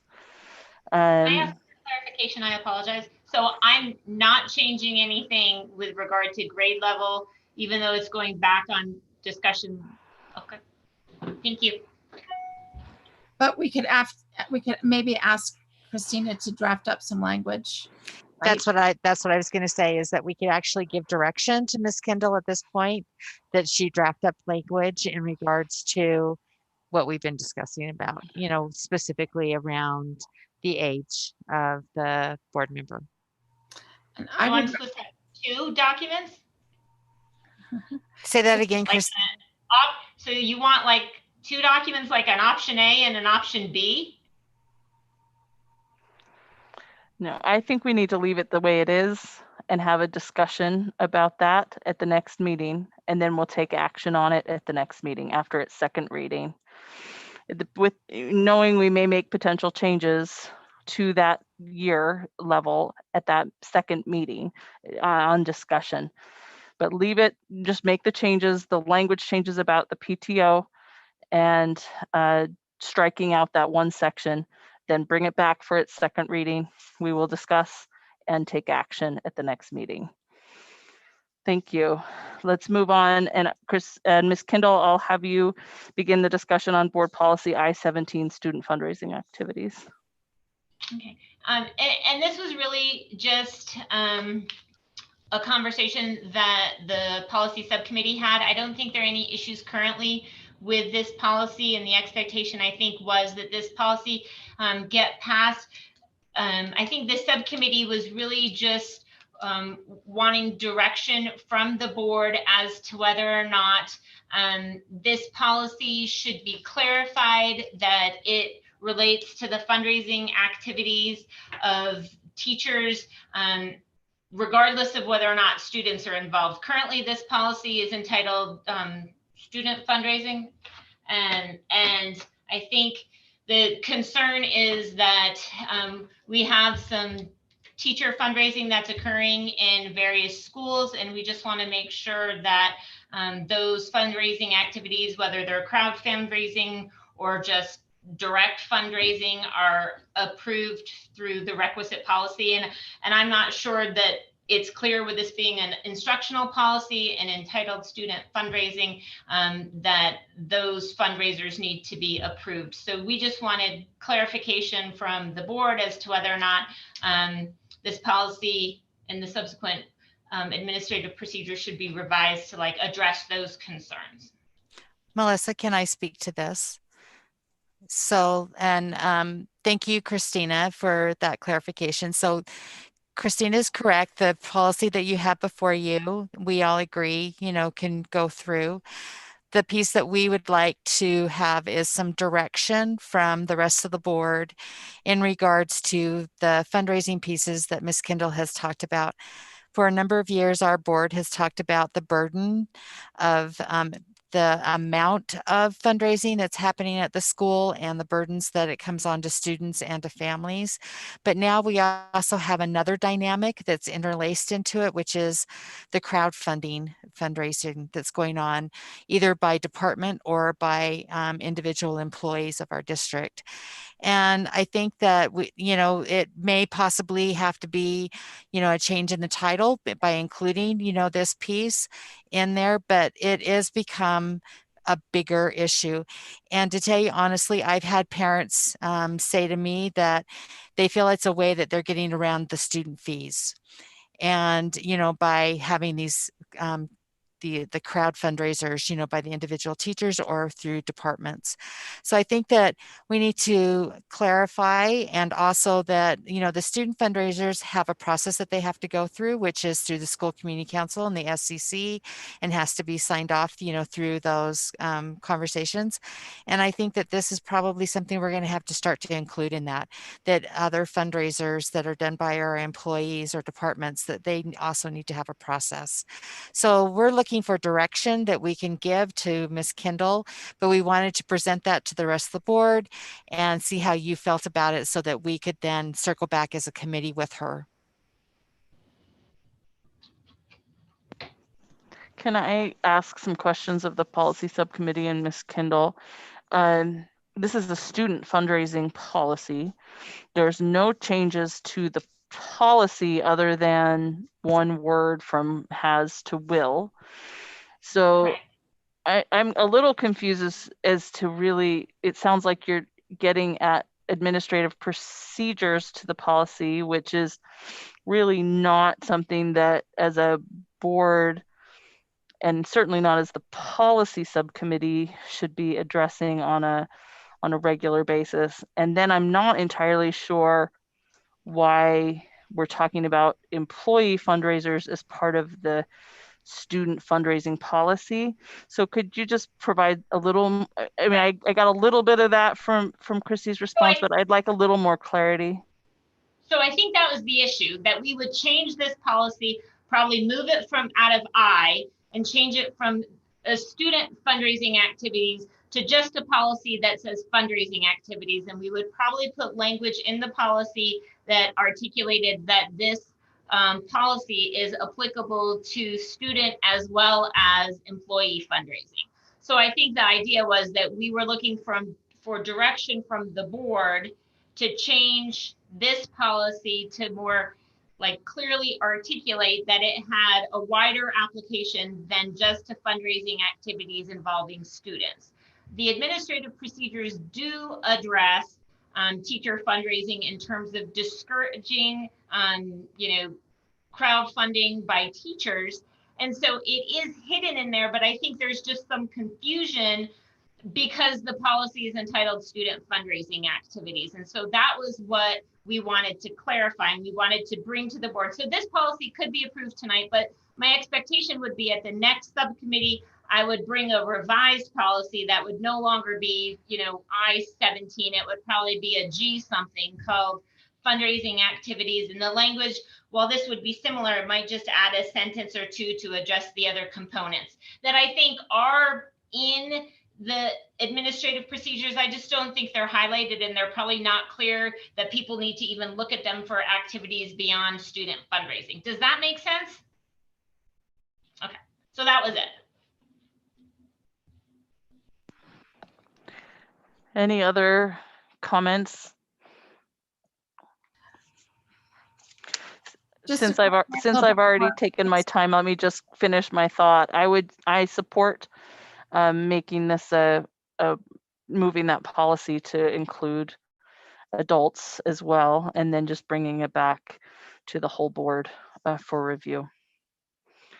Thanks to the policy subcommittee. Right, and one more clarification. I think my impression when Christina said adult fundraisers is that she meant by employees, is that she meant when a debate teacher sets up one of the GoFundMe kind of accounts. Is that correct, Christina?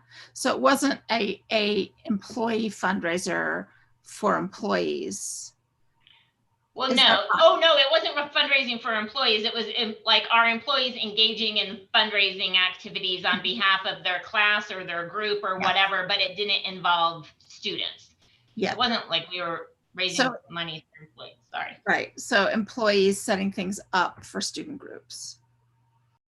Or any other groups to buy like supplies for their classroom or equipment or whatever, just so that the principal has an idea and the SEC has an idea as to, what fundraising activities are happening in their school.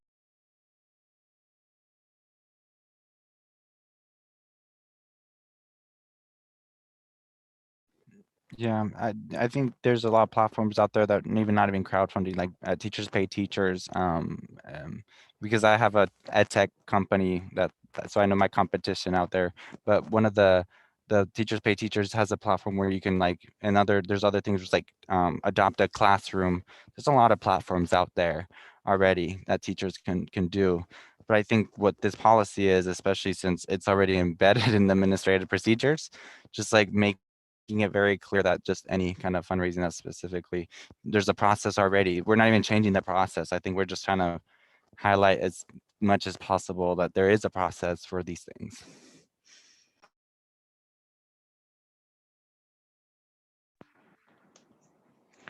Any other comments from board members that we haven't heard from on this? Can we, as a board, give direction to the policy subcommittee or to Ms. Kindle? The board members want to give direction about how to move forward with this.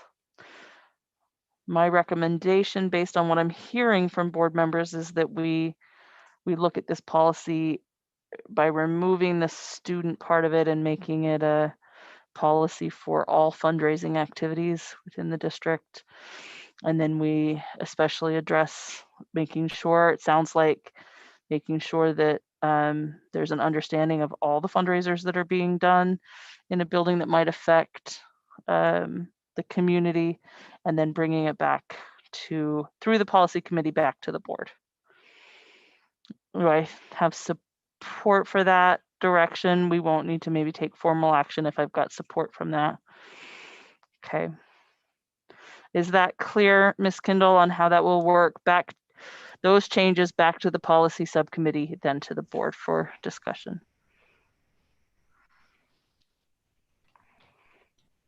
Yep, perfectly clear. Okay, thank you. So the next item on our agenda is board professional development.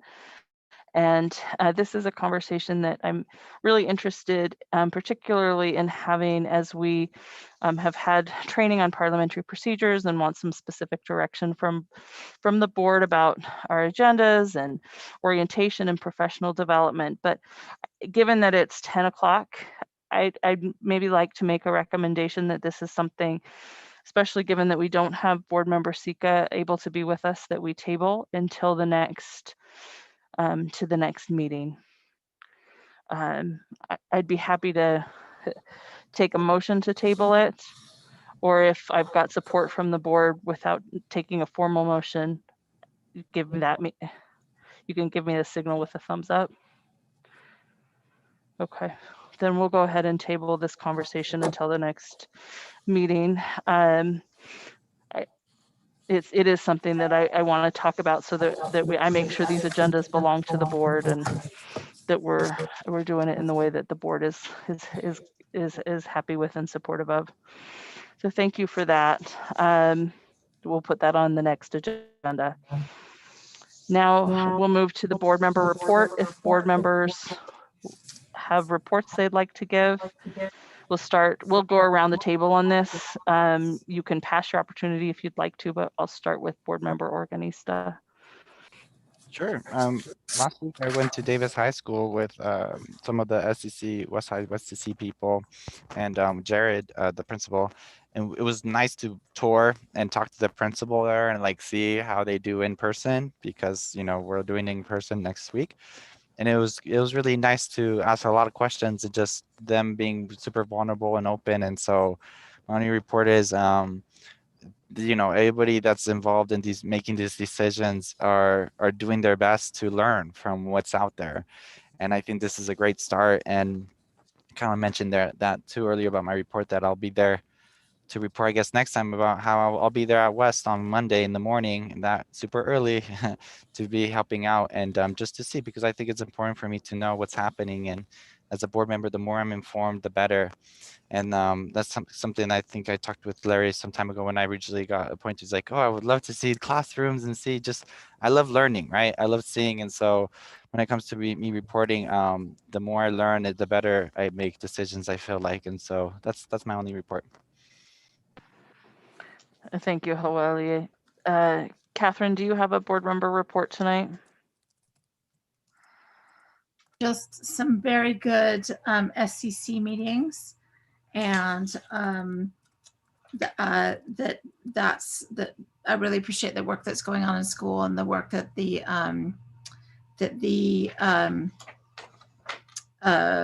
principals and other people are doing. I also wanted to say that I really appreciate the Test to Start. I had a suggestion from one of my constituents, who attends West High to do that. And it was really great to have it implemented right away. So he would like to see 2 tests before we start. But I think that we're all happy that they're doing 1 test. So thank you very much. Oh, I do have one more request, and that is it would be great if we could get agenda drafts before the leadership meeting like we used to do.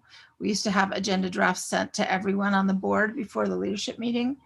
And then I do think that we need agendas that before the day before the meeting, both for the public and for us. So if we could go back to having them preferably a week early, but at least by Thursday, that would be really good. I've had a couple members, a couple constituents mention that that it's hard for them to look over the agenda thoroughly if they come out that quickly. With only a little bit of time before the board meeting. Thanks, Catherine. Nate, do you have a report? Nothing specific, just a huge shout out and thanks to everybody and you know, our elementary schools that have already started and are anticipating on starting. Had a really positive meeting for East SCC and unfortunately missed the one this Monday with other responsibilities for the board. But nonetheless, just a huge thanks and shout out to my board colleagues and our district staff and employees and administrators. Mohammed? The same here. So with the SEC meetings, they were fantastic to see like the passion of everyone in there in making sure that our students in school are well taken care of. And also, you know, it's such an amazing thing to just see everyone here right now. And the passion of taking care of our students, teachers, and schools. Thank you.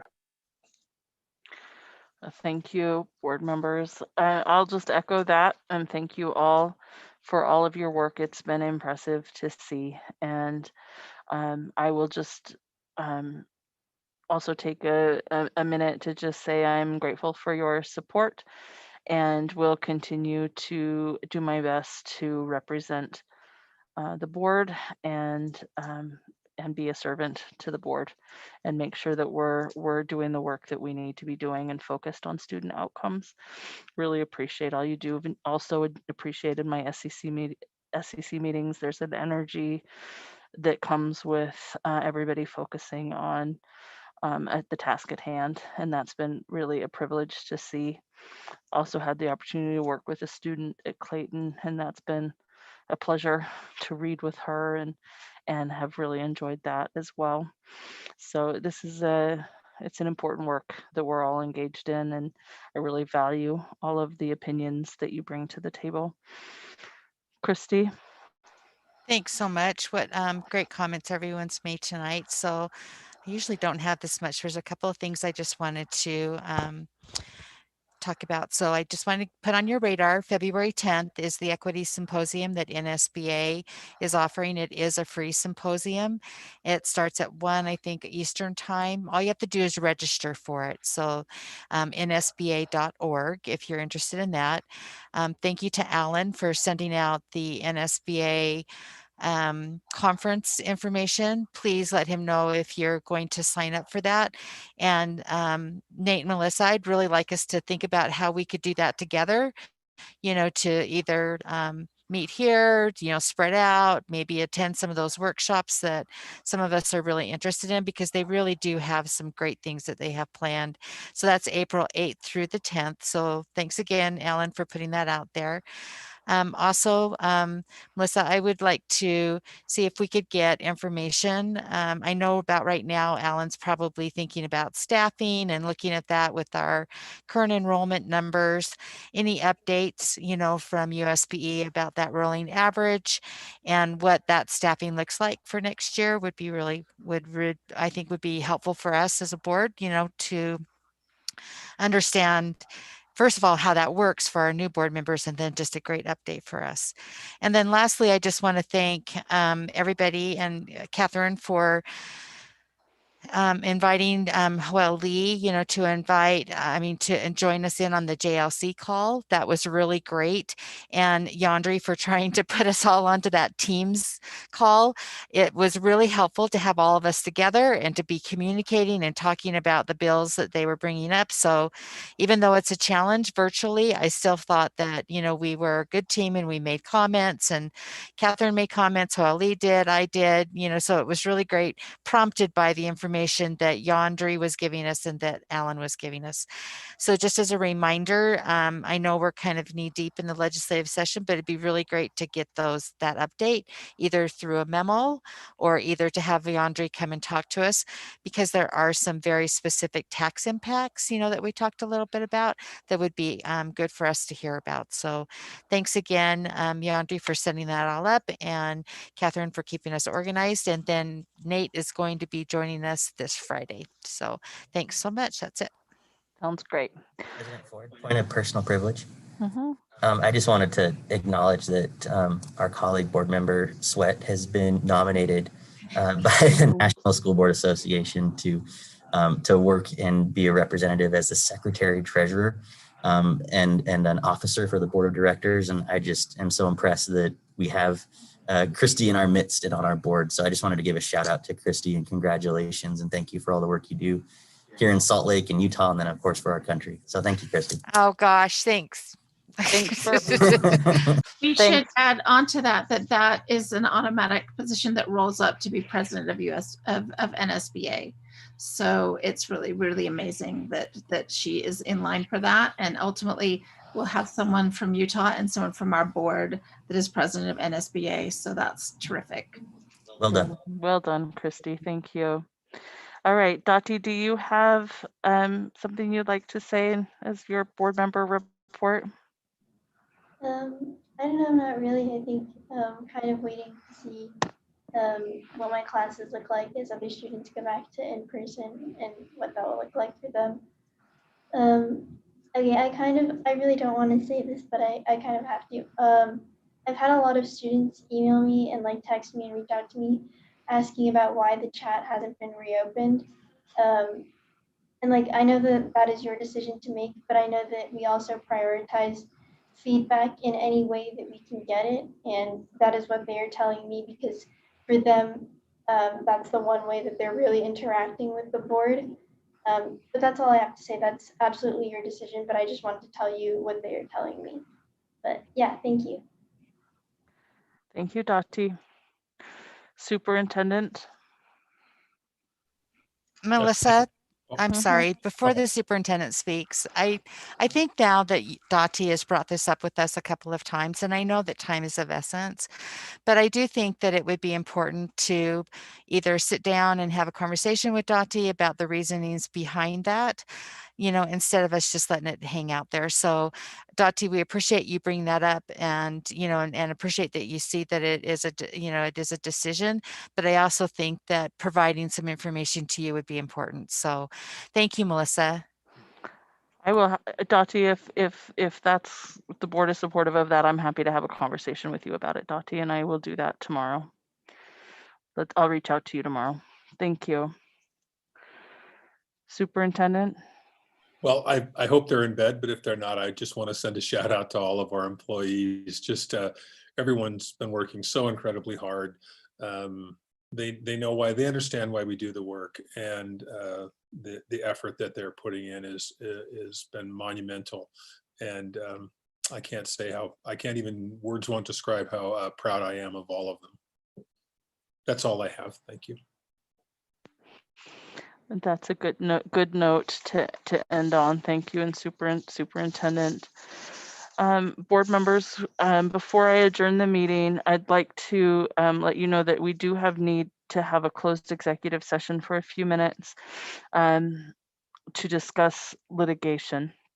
So before we end this meeting, I'd like to entertain a motion to enter a closed executive session for the purpose of discussing litigation. I can do that. Oh, go ahead, Nate. You do it. No. I'll second. I have a point of Go ahead. Go for it. I have a point of inquiry question. Is it only for litigation or also for character and the other character, professional competency, physical, mental. For the purposes of the meeting tonight, it's litigation unless somebody wants to make another motion. I haven't heard of a need to have another closed session for other purposes. I got an email. Well, I think everybody got an email about just a little bit about the I think on the second point. Okay, so if you'd like to make a motion to include that, then you can do that. Okay. That's fine with me. I'll go ahead and make the motion to include both, if that's okay, Joel and Christy. All right, so I move that we enter into a closed executive session for the purposes of discussing litigation, negotiations, and or property, as well as character, professional competence, and physical or mental health of an individual and or employee, deployment of security personnel, devices, or systems on today, February 2nd, 2021 at 10:13 p.m. I second. Okay. We're both second. Okay, the motion is that we enter a closed executive session for the purpose of discussing litigation, negotiations, and property, and character, professional competence. And it's been motioned by Nate and seconded by Christy or Joel. Any discussion to that? Okay, let's go ahead and vote. Wole, yes. Kennedy, yes. Nate Salazar, yes. Mohammed, yes. Melissa Ford, yes. Christy Sweat, yes. Okay.